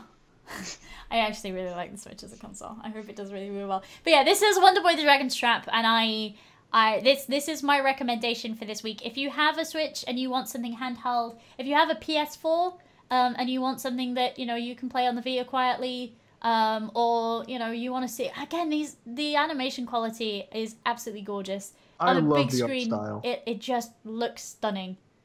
It really, really is. I adore it. And it doesn't get old, despite me going through the same bloody area 16,000 times, because that one fire trap I always forget about. It doesn't get old. It just doesn't. It's wonderful, fresh gameplay. Now there's the trap by the sounds of it. So yeah, no, this is my recommendation for the week. Wonder Boy is great. If you can play the original, go do that. If that's not your kind of deal, go and play this, because it's shiny and wonderful. I do love the look of the graphics that they're coming forward. Yeah, it's really pretty. It's really, really pretty. PS4. Yeah, do it. It works really, really nicely on the PS4. So, I kind of want to give Sam a game recommendation, but he doesn't deserve one because he's in LA. So, let's talk about why he's in LA. We weren't going to get away with doing a podcast without bringing it up. It's E3 time! How excited are we about E3? I'm totally excited about elongated extreme ends. Or elevated industry elephants. Industry elephants. Industry elephants, yes. Because if they keep pushing E3 the way they're going, and if the big AAAs and stuff like that keep doing things the way they're doing, it's going to be the end of them, given how good indies are getting now. Okay. And how much support indies are getting now from like the press core. Sam on the apparently whole. recommends Minesweeper. Sam's, this is why he doesn't get one. Sam's recommendation is not on this way. Oh, so with things like Gamescom becoming as big as they are and indies being supported as well as they are, as you say, is E3 still an important event for gamers? I think it's an important event for the companies, right? Within the marketing and the investors. I don't know if it's so much important for consumers and influencers. It's interesting you say that, because this is the first year, obviously, that they've sold Yeah. public tickets. And we have to remember that the public who've bought these tickets can't do half the things that... Nope. They're going to expecting it, like from the people I've asked them blind. I know there's like a easy like 20, 30 people I know like in the UK that I've spoken to at the couple of events over the last little bit. Things like Rezzed and Twitch London and stuff like that. I've asked some people going, "Are you going to E3?" They're like, "Yeah, I managed to get some like tickets because they're doing that now." And I'm like, "Yeah." So what are you expecting? Blah blah blah blah blah blah blah. And I'm sitting there going, "That's great. That's not E3." No. They're expecting to go to a con. They're expecting to go to PAX. It's an industry event. It's not a PAX. It's not an Insomnia. It's not a Gamescom. It's definitely not a Games. It's the same scope as a Gamescom. But unless you are an industry leader or in the industry, and by ways of like, we're not talking like developers here. We're talking about CEOs, CFOs.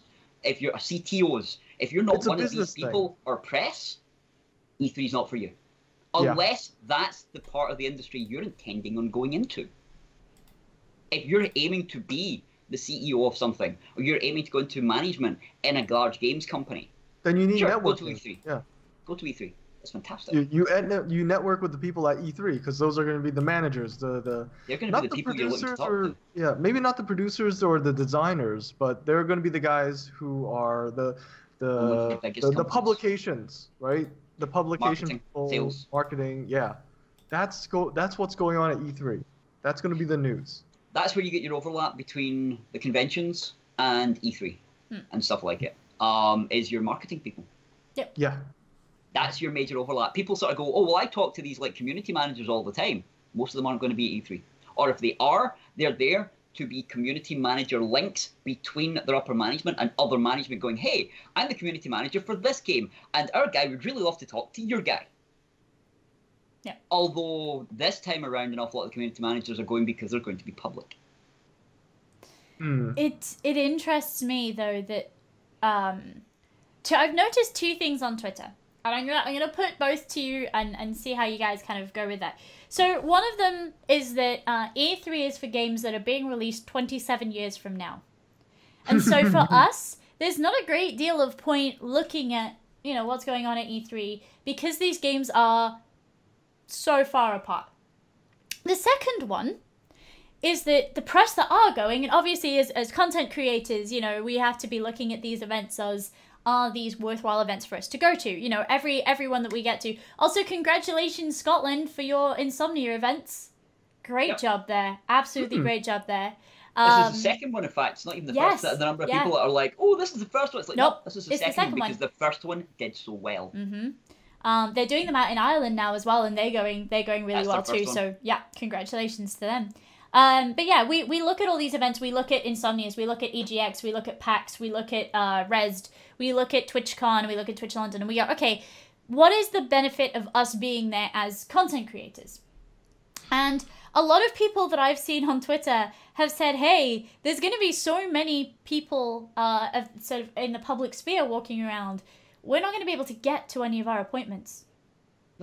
Everybody's going to be held up. It's going to be busy. And now I've taken appointments at PAX is probably the biggest event that I've taken interviews at.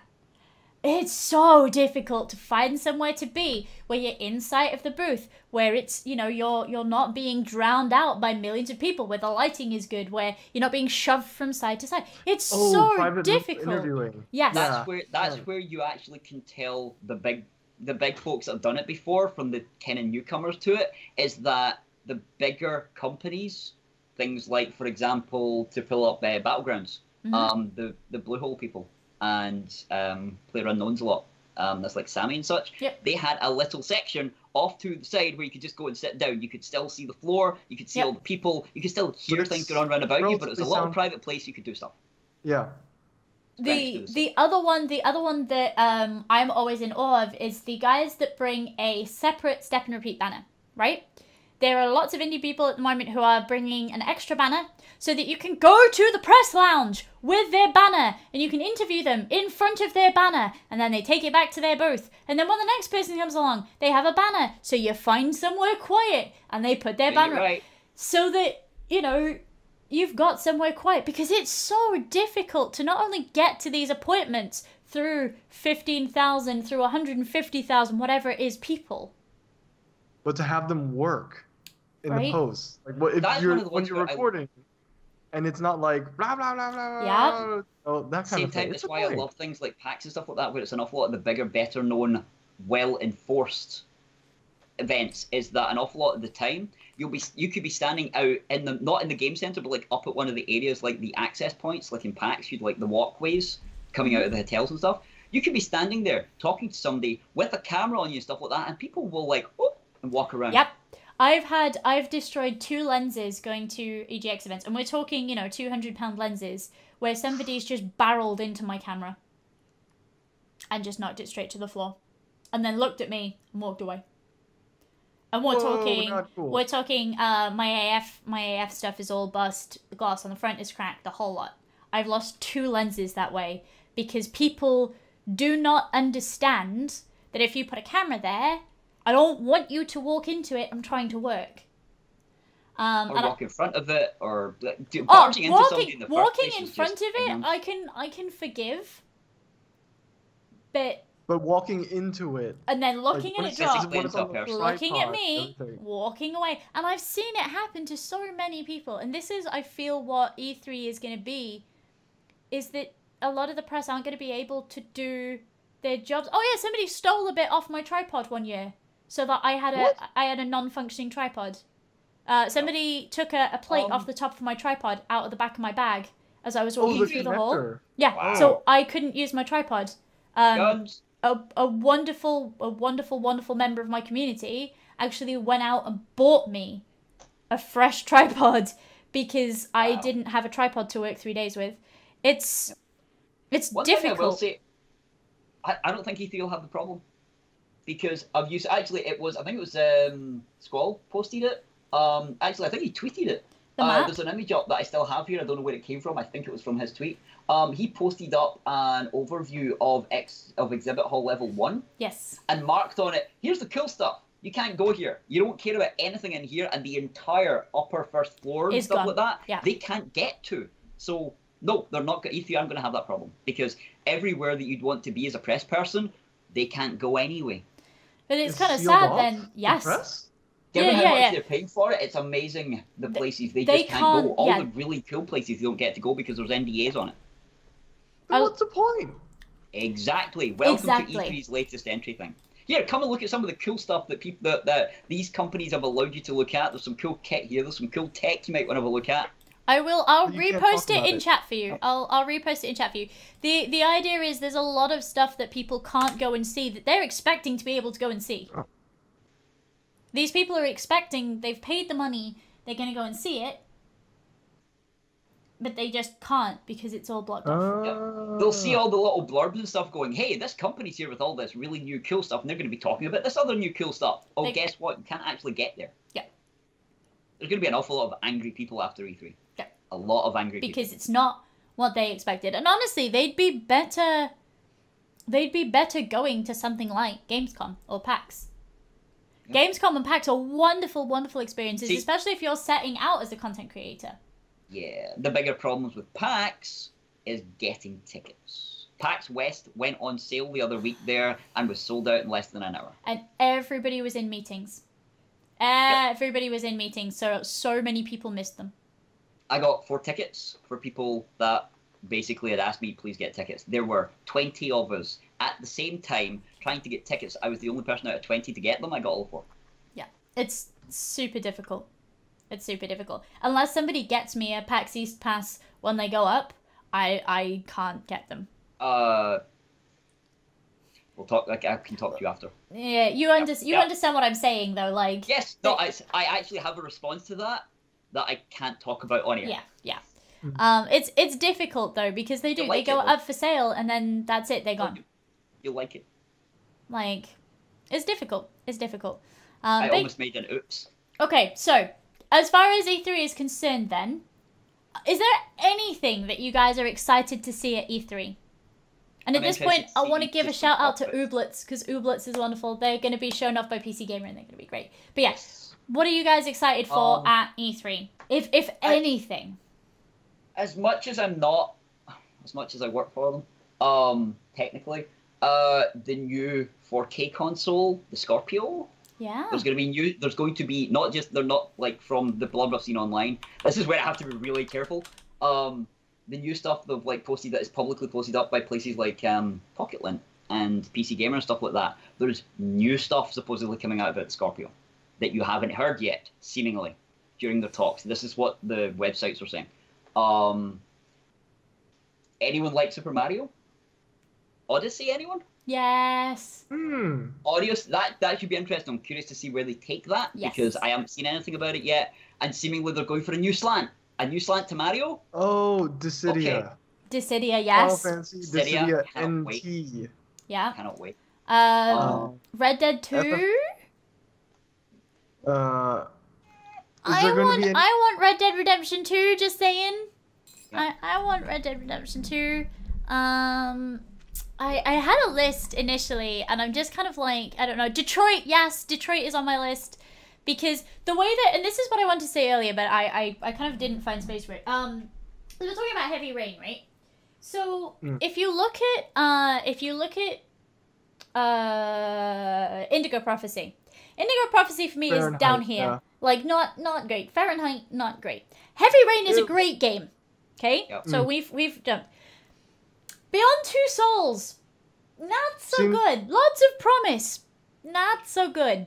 If we follow the pattern, Detroit's gonna be up here, and I'm so excited it's not even funny. Yep. Like, Yep. Kara, the short that they released, that they were like, oh no, this isn't a video game, it's just a tech short. It should have been. It is! No. That's what Detroit is! Yeah. Oh. You know. Right? Yeah. Whoa. That was their Yeah. that was their little sneak peek thing where they're like, you know, hey, look, check out this cool thing we did. Isn't it neat? And then gauged the response and kind of went, oh, we should run for that, yeah. Yeah. Another big one, not my personal choice because I hate the control scheme with a passion. Last of Us 2. No. What is that? Last of Us 2. Last of Us 2. There's going to be an Oh, E3. Last of Us 2. Basically, there's a whole bunch of like, well, PS4 put out their 4K thing last year. Uh-huh. PlayStation put out their 4K stuff last year. I think they're going to be like actually focusing on games this E3. I hope so. Which is awesome. They Yes. need to. Yes. Because that's where Xbox is going to fall behind with the Scorpio. It's where they've fallen behind all the way through this console generation, though, isn't it? Yep. And Why about PS4? It's an unfortunate thing because the Xbox One had lots of promise, and I mean, I own both. There's no fanboyism here. There's no rabid fanboyism here. I own both. You get games on each. Yeah. Oh, for sure. But I'm a big fan of what comes out for the PS4, and I think if they can keep that up and keep pushing it, that'd be great. BioWare, yes, BioWare may be showing a new IP. Looking forward to that. There's two new ones coming from. Oh, New Uncharted? Nah. I know, but these are ones that are like popping up. The new Spider-Man. Okay. So game? Sam has pulled up a really good one and then a really awful one, and I want to cover both really quickly. Moonlighter is going to be great. Support Moonlighter all you can. Go look it up. Moonlighter is a cross between a shopkeeping simulator and The Binding of Isaac. Oh, wait, hang on. You're gonna have to. What? So you are a Simulator. shopkeeper who needs to go and get things for their Oh, shop. that game! So, you go into dungeons in the night and you do a roguelike thing. And then during the day, you're a shopkeeper with whatever you've managed to put together. You know why you confused me there? And I didn't know what you were talking about? It wasn't originally called Moonlighter. Ah, yeah, no, there you go. It's called Moonlighter now. Moonlighter is amazing. I have played it at every convention I've been to for the last year. It is amazing. Go support it. There's also a game that... Oh no. Okay. Hey, anyone for Splatoon 2? No? Yes! Actually! Go suck a lemon. Splatoon 2 is What? going to be great. Splatoon 2 is actually going to be great. It's going to be superb. It's going to be wonderful. Sam's got one... Can't be worse than the first. It's going to be amazing because they're actually putting decent story into it, and I'm excited. They've Oh, been they're teasing finally doing story. what they should have done for the They've been first one. teasing story like since the end of the last one, and I'm really Believe it excited. when I see it. Verzoom. Verzoom is a VR on an exercise bike experience where you can pedal a unicorn. It's an exercise game. Good. If there was ever a way to get me on one of those stupid bike machines, it would be so that I can pedal a Pegasus through the clouds. Yes. I just figure they need to horse it. Go on, pony up. You know you wanna. Oh, stop it. Stop it. Bethesda are showing maybe 2 new IPs? One for definite. Maybe 2. The teasers they've put out kind of show 2. Oh yeah, the other one that you can do is you can pedal a Formula 1 car. Which is actually marvelous. I wish I had the trailer to show you guys because the way that the game works is that they are like the Pegasus, for example, is a Pegasus that's flying, but it's got an exercise bike jammed down its spine, and then your character is sat on the exercise bike. Sounds amazing. So on that note, how little do you care about ARMS? I'm conflicted about ARMS because obviously I have EDS, and I'm not entirely sure how good the button control system's going to be for it. The problem that ARMS suffer for, as far as I'm aware, from talking to people about it, is that the gameplay is really simple to get into. And it's a heck of a lot of fun. Good. And then you start getting into it more, and it actually has almost the level of complexity and involvement in it to put it on the same sort of level as Smash. Ooh. Interesting. There's a problem. Their mechanics and the controllability and stuff like that doesn't scale well with it. It becomes too complex, and the whole kinetic... that whole sort of like the capture thing to see what you're and like or the PlayStation Move, that type of thing, it's just not good quite enough. There. Right. So it's infuriating for the people that are really good at it and want to push it that little step. So the gameplay is there, the mechanics are there, the underlying what they're aiming at is there, and the tech isn't there yet. I think for me, the accessibility there is going to be the issue. Laura Kate gave ARMS 6 out of 10. And it was perfect to bring up. Yeah, not bad. Not bad. No, I for me, it's going to be whether it's accessible enough for me to play it. And unfortunately, that means because Nintendo queues at events are always so long, I'm going to have to wait until somebody I know buys it.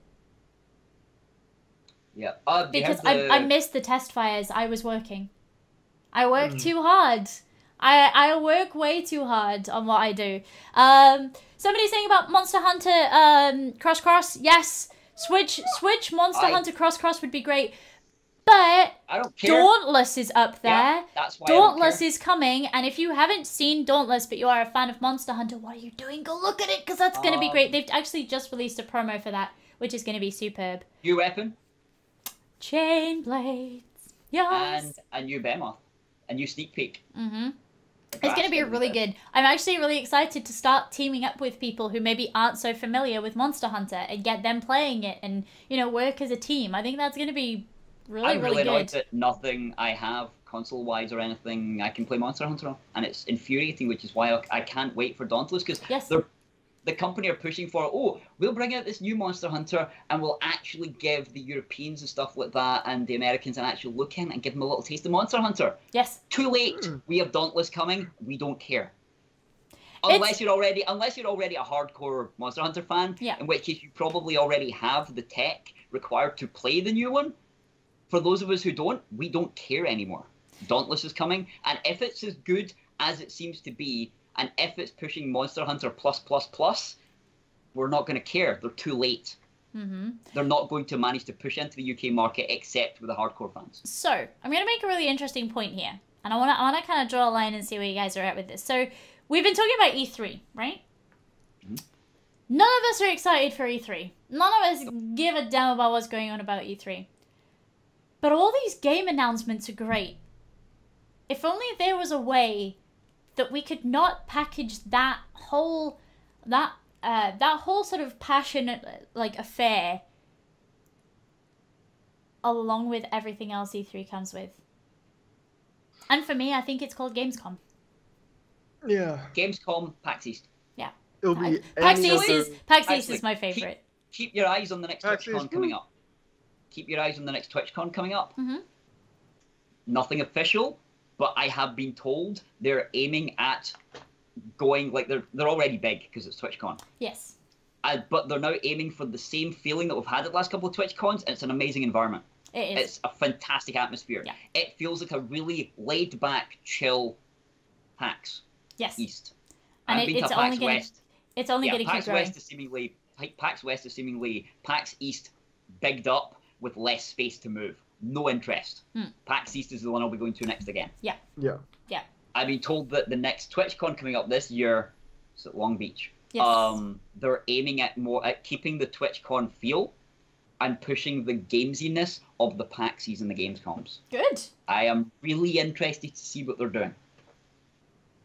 Yeah. It should be really, So, really good. TwitchCon, PAX East, or PAX South if you can make it, because PAX South is like a mini PAX East. If you've been to a PAX East, why bother going to PAX South unless you're meeting people? Mm. Yeah. If you don't make a PAX East, go to PAX South. It's basically PAX East Light. Yeah. And it's so good to see more games companies kind of embracing this person-to-person approach. I really like it. And I'm not the biggest fan of E3 anymore. I used to be as a kid, but now that we've got... Back then, E3 was the convention. Yeah. Right? Back then. I but think since maybe we've outgrown it. that, and I it's don't think we've outgrown it.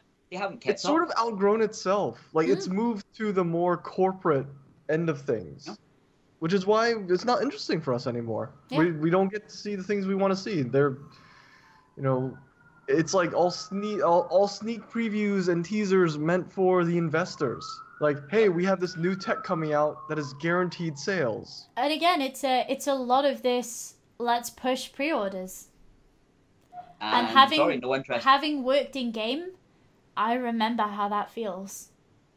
And it's horrid. We both worked in game. Yeah. It's horrendous. Yeah. Actually, Electronic Boutique before that. We were out Electronic Boutique when they hit the sort of like the first wave of pre-order culture, and they didn't do it right. Well, that's Then the again, thing. pre-order culture has never been done right because companies abuse it. Yeah. Badly. I remember being pulled into a meeting and told that if I didn't sell No Man's Sky pre-orders, I was going to lose my job. I remember that. I remember that meeting. And sometimes I look back at how No Man's Sky did. I look back at it and I kind of think, do you know what? I escaped. And I did. I escaped that. I have a friend who was a manager of a game store. I'm not going to say where. There's a manager of a game store that I kept in contact with when I stopped working, and he quit over the No Man's Sky thing. Yeah, I feel.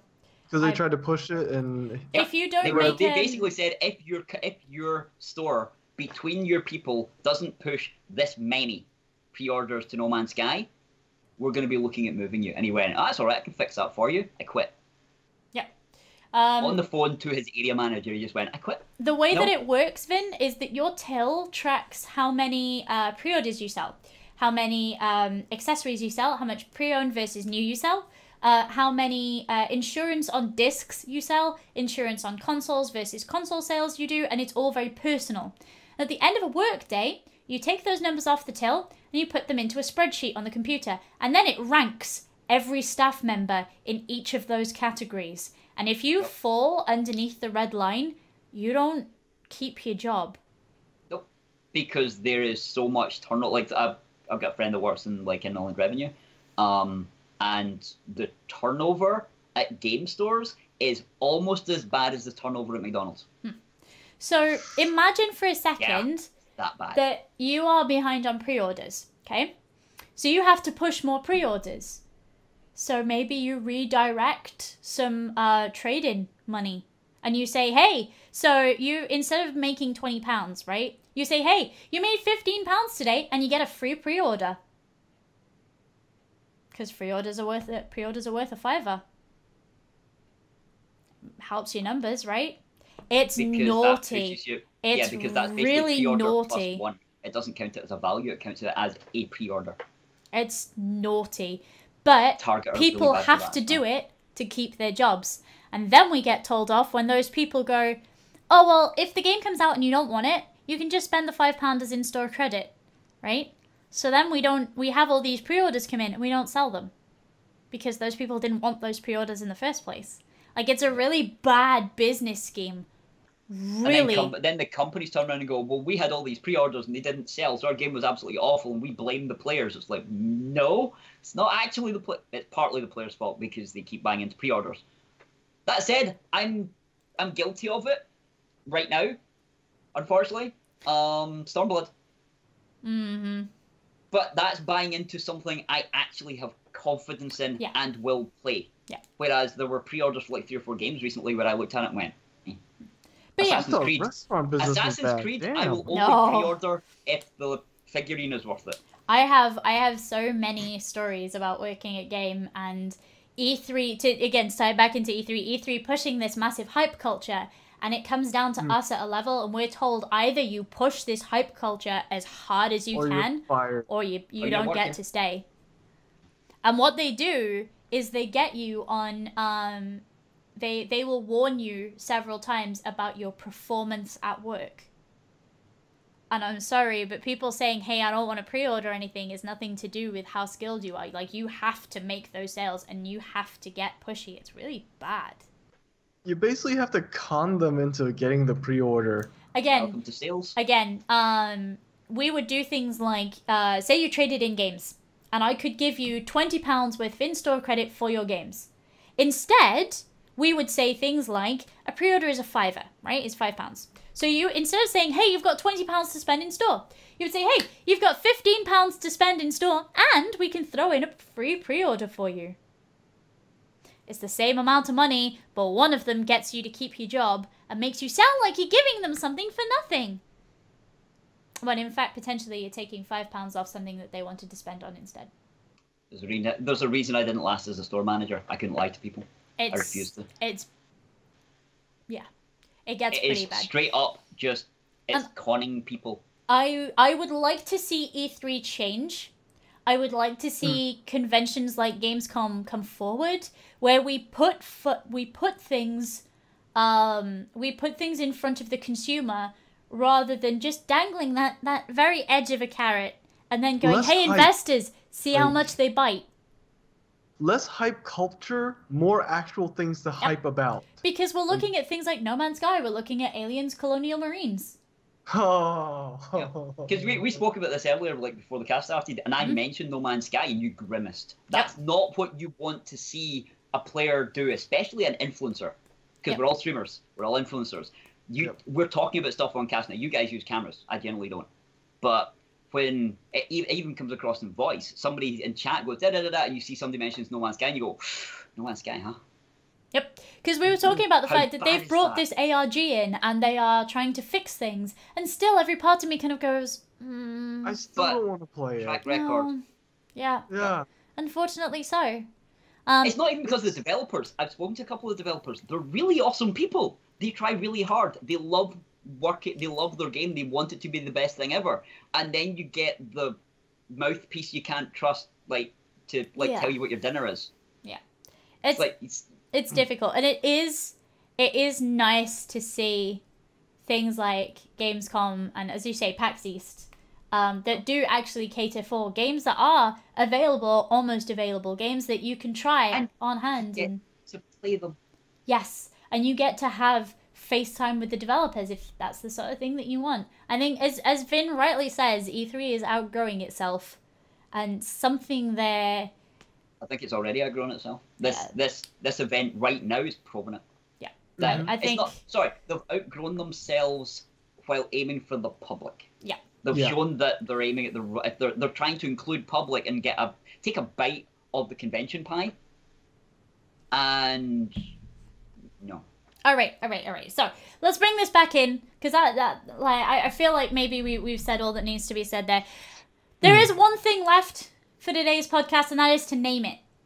And I always like this section. I always really like this section because chat always comes out with really, really good names, and I always fail on my face. Why was this podcast 6 out of 10? And I'm going to put my name straight down on the table. This podcast was 6 out of 10 Horde of Flipping Bears. I think it's 6 out of 10 because you included Magic the Gathering. Ooh!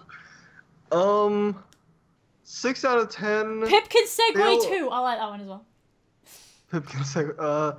6 out of 10 failed necromancy on Bubsy, or failed Bubsy necromancy. Oh god, dislocated bobcat. Actually, sorry. Yeah, 6 out of 10. Bubsy. Not even dislocated bobcat, just Bubsy. Just Bubsy. You Oh, say God. Bubsy. Because I'm gonna put that back up because that trailer is actually horrendous. Like it's actually 6 out of 10. No squall. 6 out of 10. Too much squall. Oh no. I'm saying nothing because you guys are polite enough to bring it up. Actually, there's one thing I forgot about when we were talking about conventions, and it's one that might interest the people that went, ooh, at Pathfinder Kingmaker. There's a new Kickstarter for an isometric thing done by Owlcat Games. PaizoCon is in Seattle in May. Ooh. Which might have already put it. May of 2018. Did we just miss it? I think we missed it. Yeah, it's like but it's every year. Sorry, yeah, my notes are back to front. There was one in May in Seattle, and it was PaizoCon, and seemingly what they showed of Kingmaker was really, really good. Ooh, okay. Because it's by Owlcat Games. And All right. Let's one to keep an eye on. Yeah, for sure. Let's wrap it up then. 6 out of 10. And do we just want to call it 6 out of 10 Bubsy? Because it looks not bad, but nah. No, it really looks awful. Please don't do that. Also, do you guys want to actually hear the Bubsy trailer? Why not? Do you guys want to hear it? I can put the sound on so you guys can hear it. I just want everybody, if we're going to go with 6 out of 10 Bubsy, you guys have to listen to the trailer because I did too. Give me 2 seconds and I will fix it. Either that, 6 out of 10 Origins. 6 out of 10 oranges. Let's go. Oranges. That's a good one. Let's go with 6 out of 10 oranges. Let's go with 6 out of 10 oranges. Everybody be quiet for a second and I'm going to put the Bubsy audio on, so you guys might want to turn your audio on if you can. I'm just gonna do this real quick, and I'm gonna put it about there. World hunger. I think this trailer's super loud. Nuclear proliferation. And it's Reality actually TV. horrendous. None of I'm those super horrors sorry compared for to what I'm putting you guys through. John Ball Here we go. Hashtag limpet. Bubsy rule pick, friends. I've been waiting to settle this score since 1993. Bubsy, the Woolies strike back by accolade. There you guys go. Yeah,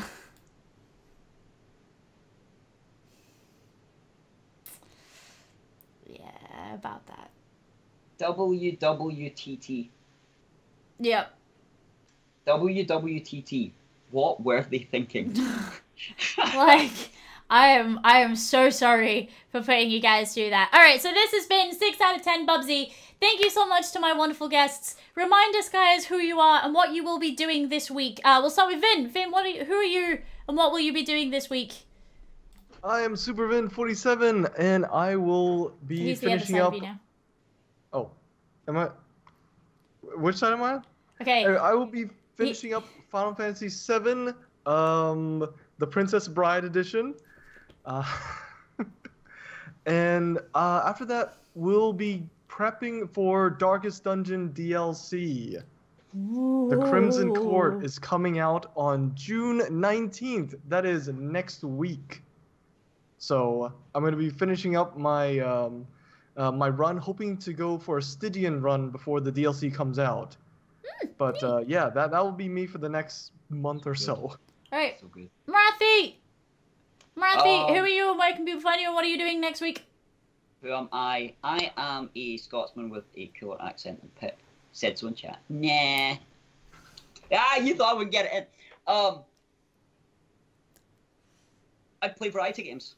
That pretty much covers the stream content. I play pretty much anything and everything, and there's lots of cool new games coming out that I'll probably be trying because the next game that should be arriving on my doors are either Persona 5 or Injustice 2. Ooh. There will be Injustice 2 being played because it has a story mode I didn't know it had. Oh, so good. Yeah. Also, I'm trying to prep for Stormblood. There's going to be some Final Fantasy 14 in there because I need to prep for Stormblood. It's so close. There's new Factorio releases coming out. So there's going to be some logistics game stuff. Yeah, too many games. I don't have enough time for all the games I'm playing, but they're all cool. Awesome news. I, as always, I'm Tiny Pixels. You guys can find me over twitch.tv. As always, this week we have more towel runs, more dead cells, more Talavir over on Susanna Grace's channel, more Cyberpunk RP nonsense over on Potato's channel, and I actually have one step left so that I can earn my polar certificates. So we're hoping at the end of the week the studio is going to be tidy enough that you guys can laugh at me as I completely fail my last poll exam for this month. And do a bunch of stuff that the rest of us are just kind of like, how? Yeah. I learned thread through spins the other day, and that was horrendous. But yeah, more RP games, more towels, more poll, more thirsty guests, and it's gonna be great. It's gonna be great. Truck driving. Truck driving. Oh no truck driving. Ugh.